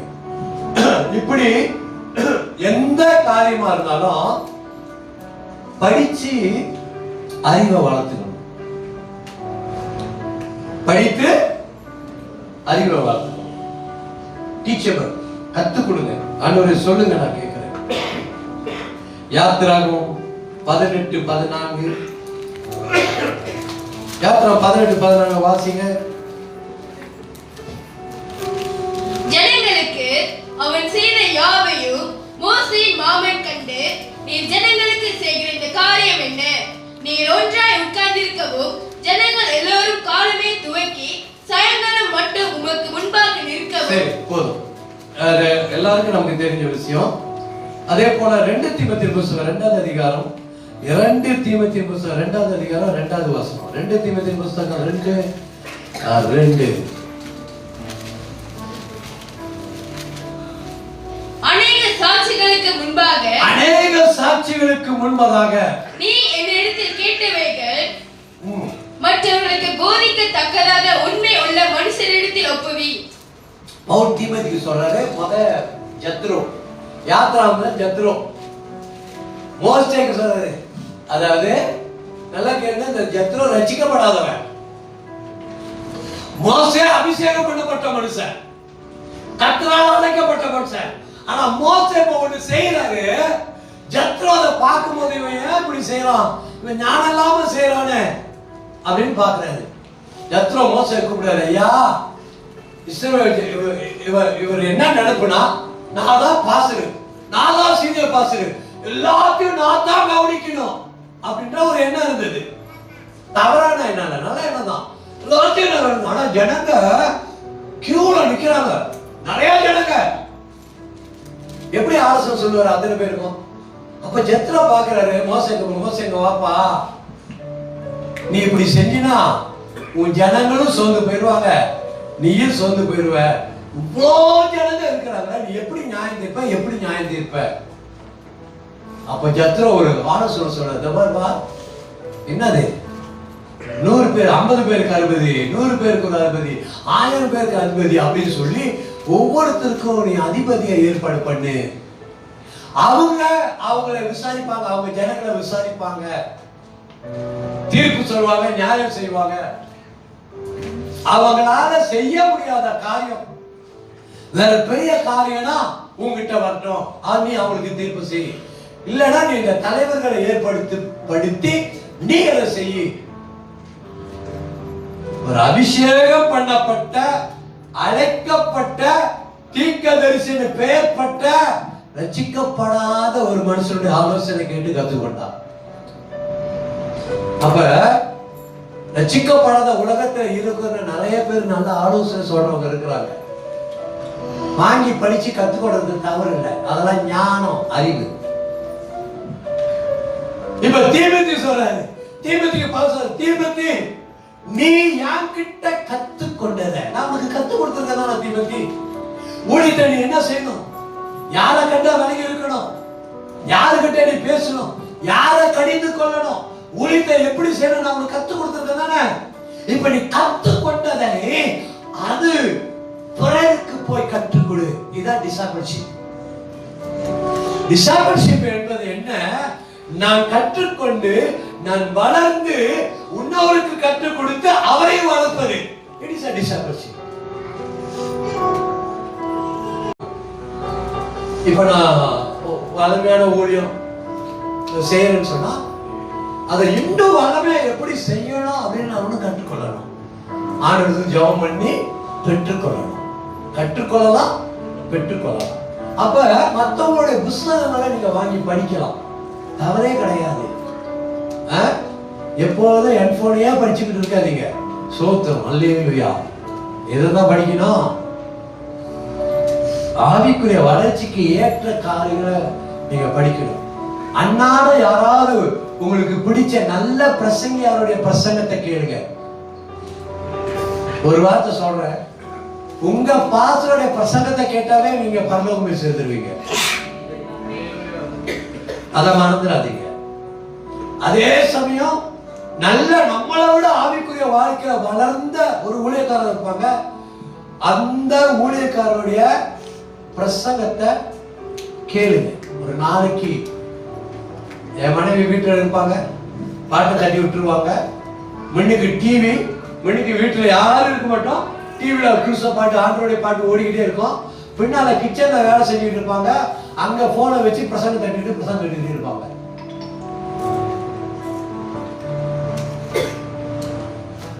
கேளுங்க, ஆண்டோடைய வார்த்தையை கத்துக்கொள்ளுங்க. அதுதான் உங்களை மேன்மைப்படுத்தும், அதுதான் உங்களுடைய ஆவிக்குரிய வளர்ச்சி. காலம் முழுதும் காலத்தை பார்த்தா போதகர் இருக்க வேண்டிய விசுவாசிகள் இன்னைக்கும் குழந்தைகள் போல உங்களுக்கு பாடு ஞானப்பால் ஊற்ற வேண்டியதா இருக்கிறது. காலத்தை பார்த்தா போதகர்கள், ரட்சிக்கப்பட்ட காலத்தை பார்த்தா என்ன ஆகுது? நீங்க ஒரு போதகரா இருக்கணும், ஒரு ஊழியக்காரனா மாறி இருக்கணும். ஏன்னா நம்ம வளர்த்துக் கொள்றது இல்லை, கட்டாயமா வளர்த்துக் கொள்ளணும், கட்டாயமா வளர்த்துக்கணும். கடைசியா ஒரு காரியம் சொல்றாங்க, அங்கர் அண்ட் thirst, ஆண்டவர் மேல வாஞ்சை தாகம் உள்ளவர்கள். அங்கர் அண்ட் thirst, ஆண்டவர் மேல வாஞ்சை உள்ளவர்கள். சங்கீதம் 63:1, சங்கீதம் 42:2, 1 நாளாகமம் 17:7. பரவாயில்ல, நீங்க படிக்க பரவாயில்ல, இந்த வசனம் எழுதி கொள்ளுங்க, வீட்டு போய் படிச்சு பாருங்க. ஆண்டவர் மேல தாகம், கத்துக் கொடுறதுக்கு ஒரு தாகம், படிப்பதற்கு ஒரு தாகம், ஊழியம் செய்வதற்கு ஒரு தாகம், கீழ்ப்படிதலுக்கு ஒரு தாகம், கொடுப்பதற்கு ஒரு தாகம், பரிசுத்தமாய் வாழ்வதற்கு ஒரு தாகம், எல்லாம் ஆவிக்குரிய நிலைமையில வாழ்ற ஒரு வாழ்க்கையில நமக்கு ஒரு தாகம் இருக்கணும். மான்கள் நீரோட வாஞ்சித்து கதறுவது போல என் தேவனே என் ஆத்மாவை வாஞ்சித்து கதறுகிறது. அல்லேலூயா.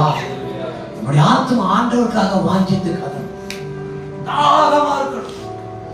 தாவீது சொல்ற, தேவனுடைய ஆலயத்துக்கு போவோம் வாருங்க என்று சொன்ன உடனே நான் என்ன மகிழ்ச்சியானேன். தேவனுடைய ஆலயம் எனக்கு மகிழ்ச்சி. இன்றைக்கு இந்த சபைக்கு இப்படிப்பட்ட நபர்கள் தான் தேவை, மற்றவங்க தேவை இல்லை அப்படின்னு சொல்ல. இப்படிப்பட்ட நபர்கள் நீங்க இந்த சபையில இருப்பீர்களானா உங்க சபையினுடைய வளர்ச்சியை வேற யாரும் தடுக்கவே முடியாது.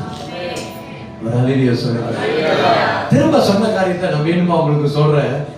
ஒன்னாவது faithful, உண்மை உள்ளவர்கள். ரெண்டாவது available, ஆயத்தமா இருக்கிறவர்கள், தயாரா இருக்கிறவர்கள். மூன்றாவது submissive, கீழ்ப்படுகிறவர்கள், ஊழியக்காரனுடைய வார்த்தைக்கு கீழ்ப்படுகிறவர்கள். நாலாவது teachable, கற்றுக்கொள்கிறவர்கள், கற்றுக்கொள்ளணும். ஐந்தாவது hunger and thirst, பசித்தாகம் உள்ளவர்கள், கடவுளுடைய காரியத்துல ஊழியத்துல பசித்தாகம் உள்ளவர்கள். இந்த 5 காரியம் உங்க இருதயத்துல வச்சுக்கொள்ளுங்க. அல்லேலூயா. ஒன்னாவது என்னது? ஒன்னாவது என்னது? ரெண்டாவது என்னது? மூணாவது என்னது? நாலாவது என்னது? அஞ்சாவது என்னது? அங்க இதை விட வேற என்னங்க பெரிய தீர்க்க தரிசனம் உங்களுக்கு வேணும்? இதை விட உங்களுக்கு வேற என்ன பெரிய தீர்க்க தரிசனம் வேணும்? இது பயங்கரமான தீர்க்க தரிசனம். இந்த தீர்க்க தரிசனத்தை உங்க வார்த்தை உங்க இருதயத்துக்குள்ள பதிச்சிட்டீங்கன்னா, இந்த தீர்க்க தரிசனம் உங்க இருதயத்துல ஆழமா இருந்துச்சுன்னா, நீங்க கனி கொடுக்கிற ஒரு செடியாய் மரமாய் மாறிவிடுது. அல்லேலூயா. இத தீர்க்க தரிசனமா உங்க இருதயத்துல விதைத்து கொடுங்க. நான் சொல்ற தீர்க்க தரிசனம் ஒழிஞ்சு போயிடும், இந்த தீர்க்க தரிசனம் என்னைக்கு ஒழியாது. அல்லேலூயா.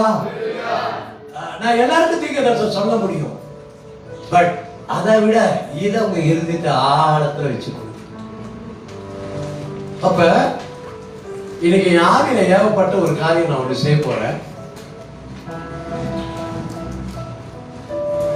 ஒரு சபைக்கு, ஒரு தேவனுடைய ஆலயத்துல கர்த்தர் இப்படிப்பட்ட நபர்களை தேடிக்கொண்டிருக்கிறார்.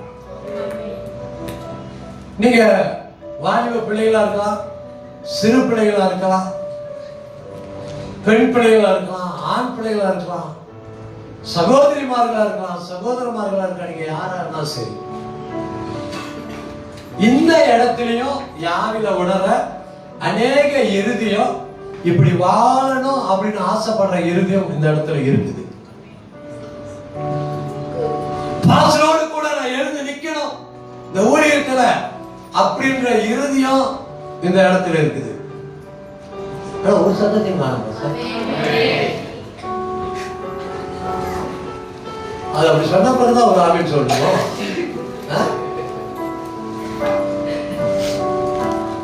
ஆனா இருக்கிறீங்க, இருப்பீங்க, வர போகிறீங்க அந்த கூட்டத்துக்குள்ள. அல்லேலூயா. அப்ப ஆண்டவர் ஒரு கனமான ஊழியத்தை கத்தரிக்க கொடுத்திருக்கிறாரு.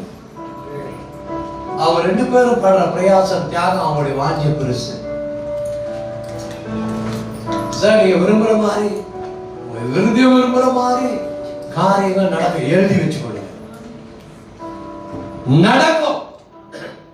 இது தீர்க்கதரிசனமா சொல்றேன். ஆமென். நடக்கும். இந்த ஊழியத்தை பாப்பீங்க. அப்ப ஊழியரோடு கூட சேர்ந்து தாவீதோடு யார் தெரியுமா சேர்ந்தா? பலவீனமான மக்கள் தான் தாவீதோடு சேர்ந்தாங்க. ஒரு 300 பேரு எல்லாம் பலவீனமானவர்கள். இப்படி கூட வச்சுக்கலாம். படிப்பறிவு இல்லாதவர்கள், நல்ல திறமை இல்லாதவர்கள், பண வசதி இல்லாதவர்கள், கஷ்டப்படுறவர்கள். அவர்கள் இந்த நபர் யார் கூட இருந்தாங்க? தாவீதோடு கூட இருந்தாங்க. அபிஷேகம் பண்ணப்பட்ட ஒரு மனுஷனோடு கூட இருந்தாங்க. அந்த அபிஷேகம் பண்ணப்பட்ட மனுஷனுடைய அபிஷேகம் தாவீதோடு கூட வந்த அத்தனை நபர்களுடைய வாழ்க்கையும் மாற்றி போட்டது. இயேசுவின் நாமத்தை சொல்றேன். இங்க உங்களுடைய சபையில இருக்கிற அநேகருடைய வாழ்க்கையை கர்த்தர் மாற்றி போட போகிறார். உங்களுடைய நிலைமைகள் மாற போகிறது. நல்ல கரங்களை உங்களுடைய சூழ்நிலைகள் மாற போகிறது. உங்களுடைய குடும்பத்துடைய பிரச்சனைகள் மாற போகிறது. உங்களுடைய வறுமைகள் மாற போகிறது. உங்களுடைய தரித்திரங்கள் மாற போகிறது. கர்த்தர் உங்களை நினைத்திருக்கிறார். அற்புதம் நடக்கிறார்.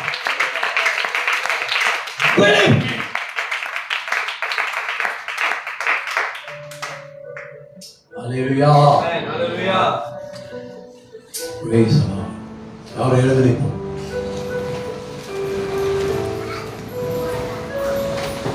பாஸ்டர் மணிக்கு வாங்க. சிஸ்டர் நான்சி மணிக்கு வாங்க. நான்சி சொல்லுங்க. அவளே மணிக்கு நில்லுங்க. 2 பேரும் மணிக்கு நில்லுங்க. மேபி ஐயா நீங்க வந்து நில்லுங்க. திரும்பி நில்லுங்க. நீங்க அவரை நில்லுங்க. ஜனங்களை பாருங்க. எத்தனை பேரு இங்க இருக்கிற சபை விசுவாசிகள், எத்தனை பேரு இவர்கள் இந்த ஊழியக்காரர்கள் கர்த்தர் உங்களுக்காக நியமித்த ஊழியக்காரர்கள், இவங்க தான் என்னுடைய ஆவிக்குரிய தகப்பன், ஆவிக்குரிய தாய் அப்படின்னு நம்புறீங்க, விசுவாசிக்கிறீங்க? எத்தனை பேரு இந்த ஆவிக்குரிய தாய் தகப்பனோடு இந்த சபையில இந்த ஊழியத்துல நான் இருப்பேன், அவங்களோடு கூட இணைந்து இருப்பேன் அப்படின்றவங்க உங்களுடைய கரங்களை காட்டுங்க. கர்த்தர் பார்க்கட்டும், இந்த ஊழியக்காரர்களும் பார்க்கட்டும்.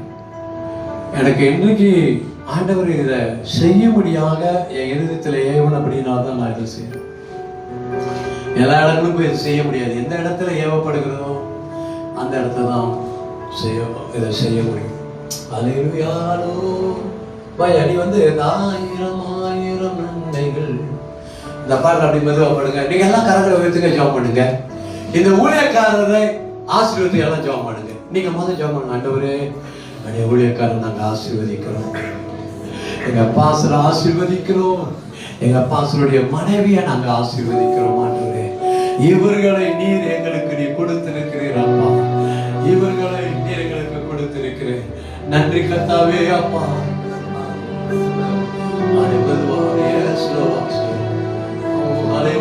எல்லா கரங்களை உயர்த்தி உங்களுடைய ஊழியக்காக ஜெபம் பண்ணுங்க. ஹல்லேலூயா, ஹல்லேலூயா, ஹல்லேலூயா, ஹல்லேலூயா. எல்லாம் ஜெபம் பண்ணுங்க.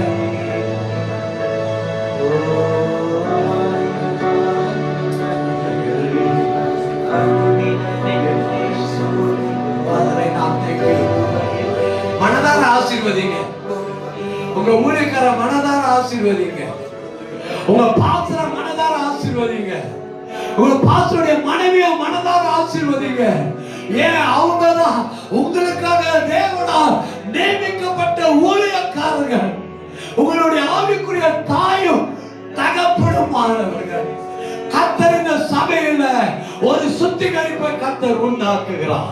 இந்த கால வேளையில கர்த்தர் இந்த சபையின் மத்தியில ஒரு சுத்திகரிப்பை உண்டாக்குகிறார். கர்த்தர் இந்த சபையில ஒரு விடுதலையை கர்த்தர் உண்டாக்குகிறார். அநேக காயங்கள் ஆற்றப்படுகிறது. அநேக பிரிவினைகள் விலகி போகிறது. அநேக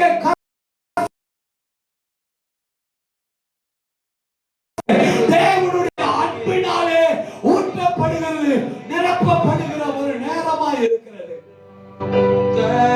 ஆவியானவர் கிரியை செய்து கொண்டிருக்கிறார்.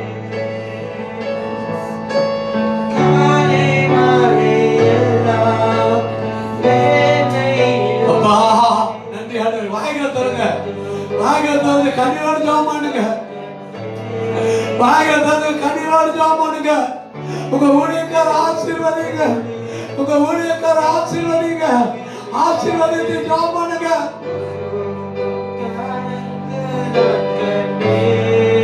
ஆவியான உங்களுடைய இருதயங்களை கிரியை செய்து கொண்டிருக்கார். அநேகருடைய இருதயம் கர்த்தர் பக்கமாய் திரும்புகிறது. இங்க அநேகருடைய இருதயம் கர்த்தர் பக்கமாய் திரும்புகிறது. அநேகருடைய இருதயம் கர்த்தரை நேசிக்கிறது. இங்க அநேகருடைய இருதயம் கர்த்தரை தேடுகிறது. இங்க இருக்கிற அநேகருடைய இருதயம் ஆண்டவரே நாம நேசிக்கிறோம்ப்பா, உங்க நேசிக்கிற ஆண்டவரே, கதறுகிறத நான் பார்க்கிறேன், கண்ணீர் வடிக்கிறத நான் பார்க்கிறேன். உண்மையா அழுது ஆண்டவரே நான் உங்க நேசிக்கிற ஆண்டவரே.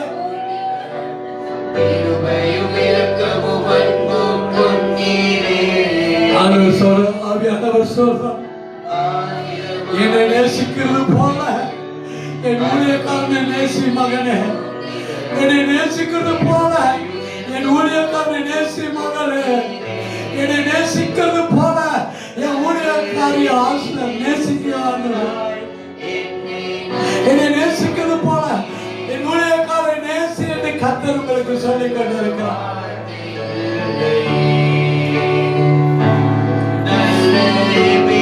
எபினேசரே அப்பா,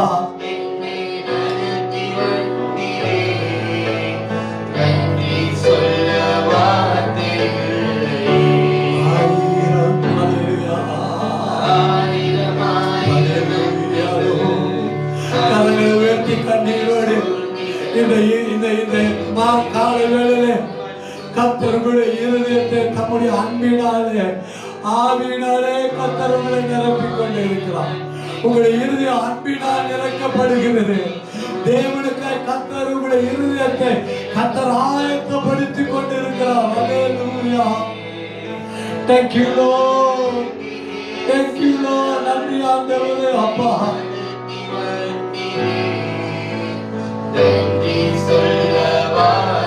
ஆண்டவரே நீ கொடுத்த ஊழியக்காரனுக்காய் ஸ்தோத்திரம்.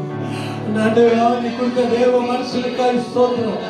கர்த்தர் மேல ஒரு தாகமும் வாஞ்சையும் உள்ள தேவ மனிதர்களுக்காய் நாம ஸ்தோத்திரிக்கிறோம் ஆண்டவரே. ஹல்லேலூயா. வேதனை கஷ்டம் கண்ணீர் மத்தியில் கர்த்தர் உங்களோடு கூட இருக்கிறார்.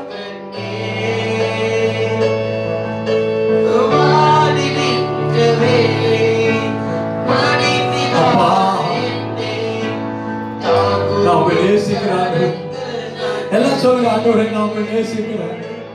ஆண்டவரே நாம நேசிக்கிறோம். ஆண்டவரே உம்மை நான் நேசிக்கிறேன். ஆண்டவரே உம்மை நான் நேசிக்கிறேன். நேசிக்கிறேன் அப்பா, நான் நேசிக்கிறேன். உண்மை மட்டும் நான் நேசிக்கிறேன் ஆண்டவரே. இந்த உலகம் எனக்கு வேண்டாம். இந்த உலகத்தினுடைய சிற்றின்பங்கள் எனக்கு வேண்டாம். இந்த உலகத்தினுடைய காரியங்கள் எனக்கு வேண்டாம்.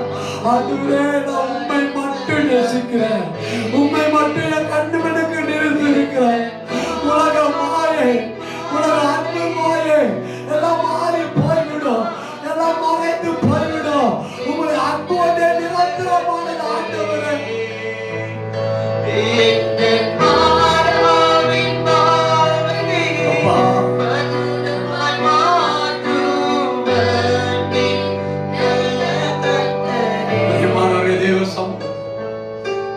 ஆவியானவரை நிறுத்தி எவ்வளவுனாலே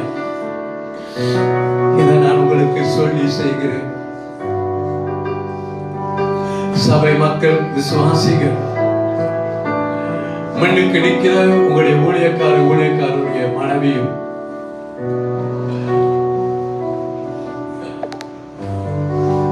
அவரோடு கூட நான் இருப்பேன். அந்த ஊழியத்துல நாங்க சேர்ந்து ஊழியத்தை கட்டுவோம். நான் அர்ப்பணிக்கிறேன் பாஸ்டர், நான் உங்களோடு கூட இருப்பேன் பாஸ்டர், சிஸ்டர் நான் உங்களோடு கூட இருப்பேன் அப்படின்னு சொல்லி யாரோடைய இருதயத்தில் அது பேசப்படுதோ நீங்க முன்னுக்கு வந்து சகோதரமார்கள் எல்லாம் உங்க பாஸ்டரை இறுகி அணைத்து அவரிடத்துல சொல்லுங்க, பாஸ்டர் உங்களோடு கூட இருப்பேன். சகோதரிமார்களாம் சகோதரிய வந்து அணைத்து சொல்லுங்க, மாடி நான் உங்க கூட இருப்பேன் பாஸ்டர், நான் உங்களோடு கூட இருப்பேன் அப்படின்னு சொல்லி யாருடைய இருதயங்கள் ஏவப்படுகிறதோ நீங்க தாமதிக்காமல் முன்ன வந்து உங்களுடைய ஊழியக்காரர்களை அணைத்து சொல்லுங்க, உங்களோடு கூட இருப்பேன், உங்களோடு இருப்பேன்.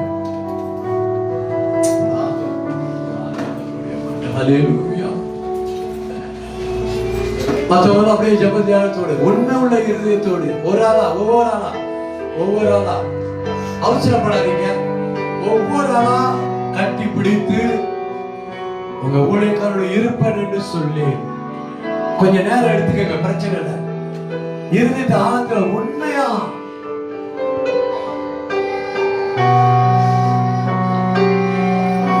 மற்றவர்கள் அப்படியே ஜெப தியானத்துல இருப்போம். இன்றைக்கு உங்களுடைய காயங்கள் ஆற்றப்படும், இந்த சபையினுடைய காயங்கள் ஆற்றப்படும். பாஸ்டருக்கு கரங்களை கொடுக்கலாம், பெண்கள் சகோதரிகள் கரங்களை கொடுத்து அவர்கிட்ட சொல்லுங்க, உங்களோடு கூட இருப்பேன் பாஸ்டர், உங்களோடு கூட இருப்பேன், உங்களோடு கூட இருப்பேன் என்று சொல்லி வாக்கு கொடுத்து, ஓ ஹல்லேலூயா, கர்த்தருடைய அன்பு இந்த பிள்ளைகளுடைய வாழ்க்கையில முடிந்தது சபையில் ஆண்டவரே, உங்களுடைய அன்பு ஆண்டவரே இவர்களை மூடி நிரப்பி இருக்கட்டும் அப்பா. கண்ணீரோடு கூட இருதயத்து உண்மையோடு கூட வந்து ஊழியக்கார ஆசீர்வதிங்க, ஆசீர்வதிங்க.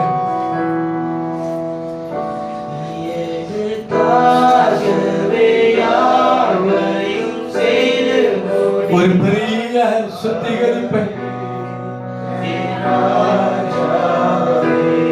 ஒரு பெரிய விடுதலையை, அநேகருடைய குழப்பங்கள், அநேகருடைய வருத்தங்கள் மாறி போகிறது, அநேகருடைய துக்கங்கள் மாறுகிறது.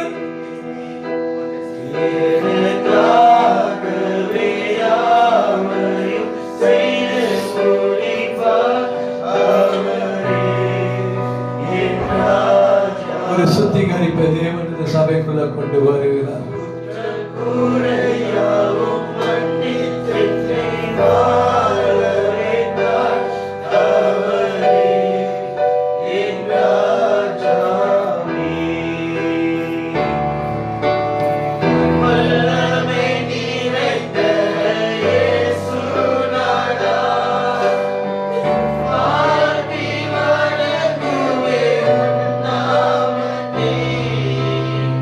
வேறொரு நாமமே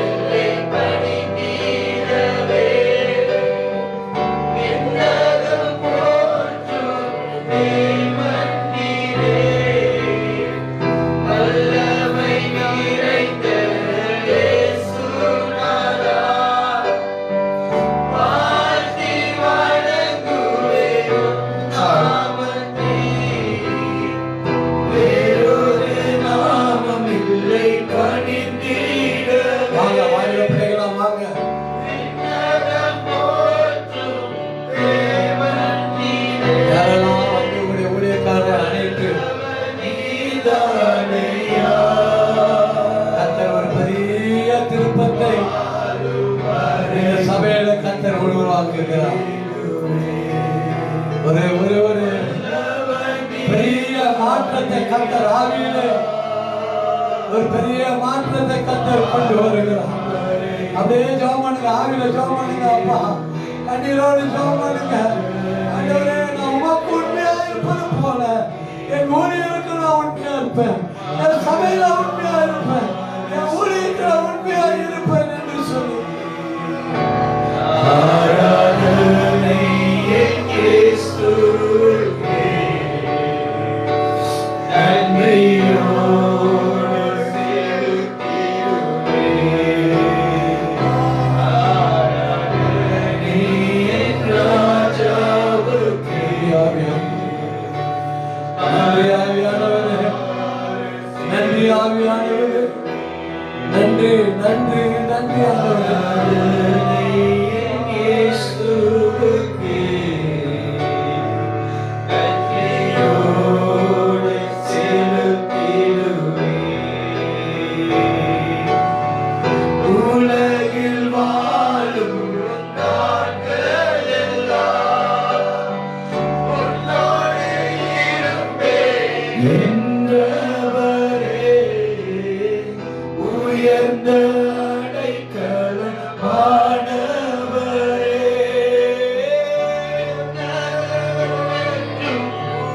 உயர்ந்தவரே, உலகில் வாழும் எல்லாரும் சொல்லுவாங்க,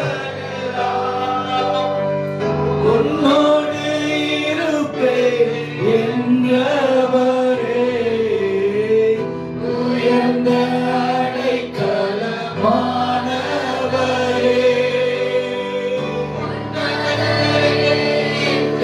உயர்ந்தவரே, கிருபை நிறைந்தவரே, கிறிஸ்து இயேசுவே என் தஞ்சமே, கிருபை நிறைந்தவரே,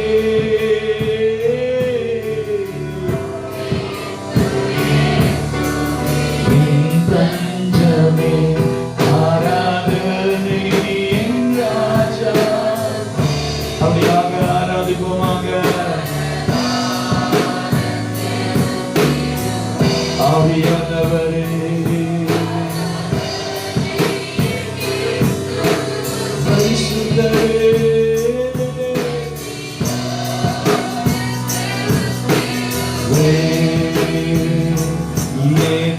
எனக்காகவே யாவையும் செய்து முடிப்பார் அவரே. இப்பொழுது பாஸ்டர் ஒரு காரியங்களை செய்ய நான் செய்ய போகிறேன். நேற்று தினத்துல சில பேர்கிட்ட சொன்னேன், உங்களுடைய வியாதிகள் ஆண்டவருடைய சமூகத்துல நீங்க இன்னைக்கு வாங்க, உங்க வியாதிகளுக்காக நாங்க ஜெபிக்கிறோம்.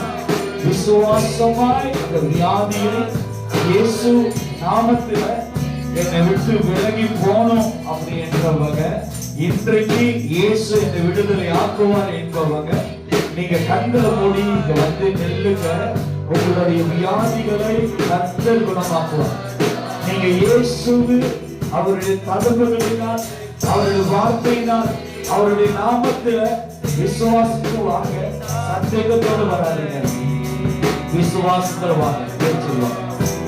விசுவாசமா வாங்க. உங்களுடைய பலவீனங்களை, உங்களுடைய வியாதி பலவீனங்களை ஆண்டவர் குணமாக்க போகிறார், ஆண்டவர் சுகமாக்க போகிறார். நான் சொல்லுகிறேன், ஆண்டவர்கிட்ட நான் கேட்டேன், ஆண்டவரே என் ஜனங்கள், ஆண்டவரே ஆண்டவரே அவர்கள் சோதிக்கப்பட்டு அவர்கள் வேதனைப்படுகிற அந்த வியாதிகளை அவர்கள் வாழ்க்கையில் எடுத்து போடுங்க, அவர்களுடைய வியாதிகளை குணமாக்குங்கன்னு சொல்லி நான் ஆண்டவர்கிட்ட கேட்டேன்.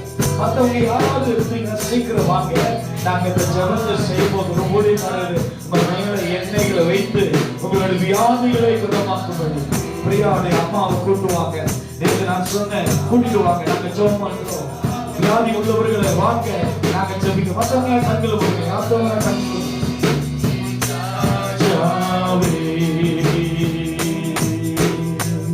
மகிமையோடு வாழ்பவரே,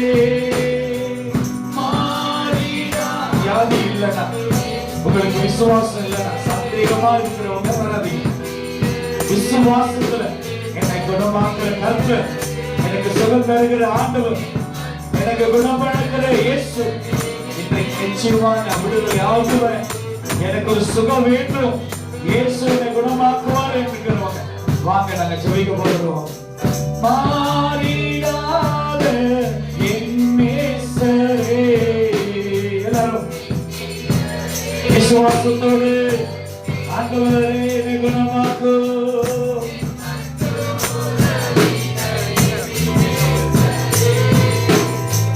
மகிமையோடு வாழ்பவரே, மாறிடாத நித்தியரே, நீரே சத்தியரே,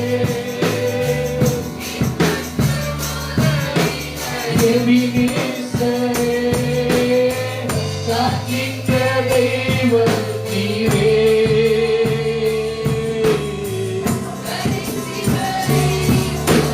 இயேசுவை நம்பி இயேசுவை விசுவாசித்து நீங்க வாங்க. உங்க வியாதிகளை அவர் குணமாக்க வல்லவராக இருக்கிறாரு. நீங்க குணமாக்குவீங்க. உங்களுக்கு குணத்தை இயேசு சுகத்தை கொடுப்பார். உங்க வாழ்க்கையில் ஆண்டவர் அற்புதங்களை செய்வார். தெய்வம் நீரே.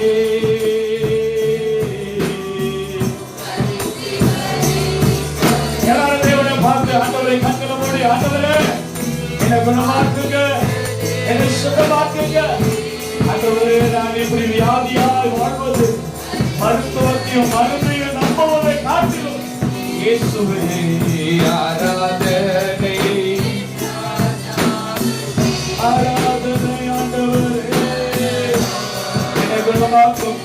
யாரு இயேசுவை நம்புங்க, இயேசுவை விசுவாசித்து உன்னை ஆண்டவர் குணமாக்குவார் என்கிறவர்கள் நிச்சயமா நிச்சயமா. எல்லாரும் தேவனை துதி, எல்லாரும் தேவனை துதி. எனக்காகவே யாவையும் செய்து முடித்தாரா, எனக்காய் ஆண்டவரே நம்புகையாவும் தண்ணி. வியாதி சில நேரங்களில் வர்றதுக்கு காரணம் என்ன தெரியுங்களா? நம்மளுடைய பாவம், நாம் செய்கிற பாவத்தினால வியாதிகள் வரும். அறிக்கை செய்து விட்டு தேவனுடைய சமூகத்தில் மனத்திரும்புங்க. இன்றைக்கு ஆண்டவர் பரிபூர்ணத்தை சிறப்பை கற்று தருவார். ஆண்டவர் சமத்தில் வேண்டுங்க. குறையாவும் கீழ்ப்படியாத பிள்ளையா இருக்கிறார், கீழ்ப்படிய மாறி ஆண்டவருக்காக எல்லாத்தை விட்டு மாறி உன்னை ஆண்டவர் சுகப்படுத்துவார். கட்டுகளை நிரூபமாக்குவார். உன்னுடைய எல்லா வியாதிகளையும் ஆண்டவர் குணமாக்குவார். அது ஆஸ்மா இருக்கட்டும், அது எந்த விதமான கேன்சரா இருக்கட்டும், சரீரத்தில் எந்த விதமா இருக்கட்டும், ஆண்டவர் குணமாக்க வல்லவரால் இயேசு குணமாக்குவார். நம்பி விசுவாசித்து ஆண்டவர்கிட்ட கேளுங்க. ராஜாவே வல்லமை வல்லமை நிறைந்த இயேசு. ஆண்டவர்கிட்ட கேளுங்க, ஆண்டவர்கிட்ட கேளுங்க. இழப்பா கேளுங்க. ஆண்டவர் இந்த இழப்பை ஆஸ்மாவிலிருந்து எடுத்து போடுங்க. ஆண்டவர் இந்த மைக்ரேன் ஆண்டவர் எடுத்து போடுங்க. ஆண்டவரே இந்த விதமான வியாதியினால நான் போராடுறேன், தூக்க முடியல, எனக்கு தூக்க முடியல, என்னால தூக்க முடியல. என் சிந்தை, என்னுடைய உள்ளம், என்னுடைய அறிவு தூக்க விடாதபடி என்னுடைய குழப்பங்கள் நிறைய சூழ்நிலைகள் கடந்து போறீங்களா? ஆண்டவரை கேளுங்க, எனக்கு விடுதலை கொடுங்க. தேவன் நீரே வல்லவர் நீர்தான் ஐயா. கேளுங்க, ஆண்டவரை கேளுங்க. ஓ வல்லவர் சுகம் தாங்க, சுகம் தாங்க ஆண்டவரே, சுகப்படுத்துங்க ஆண்டவரே. ஆராதனை என் ராஜாவுக்கு மனதார ஆவியானவரை கேட்கிறோனே, சுகமுண்டாக விடுதலை கொடுங்க. ஆராதனை ஆராதனை ஆராதனை. ஆவியானவரே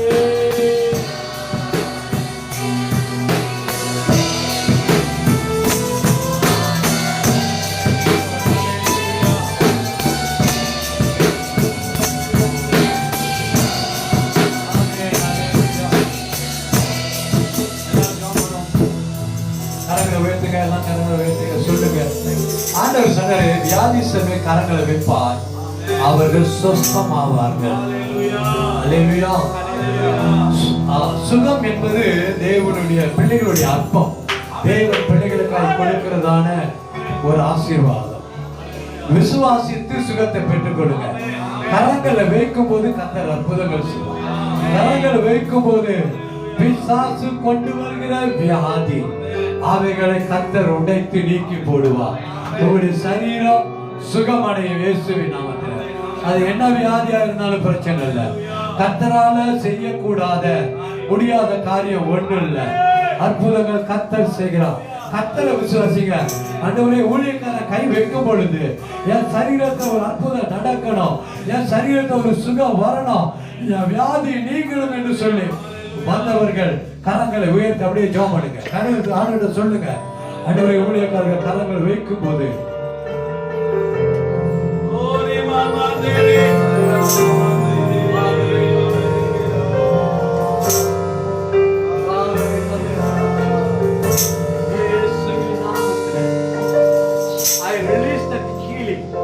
சுகத்தை இயேசுவின் நாமத்திலே மகள் மேல் கட்டளையிடுகிறேன். யாரையா இருந்தால் அவைகள் பட்டு போகும். இயேசுவின் வல்லமை. ஹalleluya. விடுதலை நான் சரீரத்தில் இருக்கிறேன். வியாதி ஹalleluya. ஆமென்.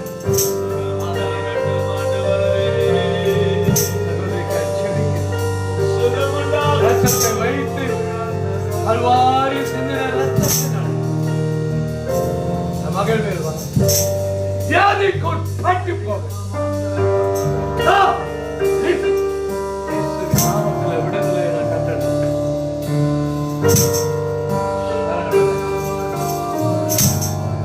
ஆசிரை நாம்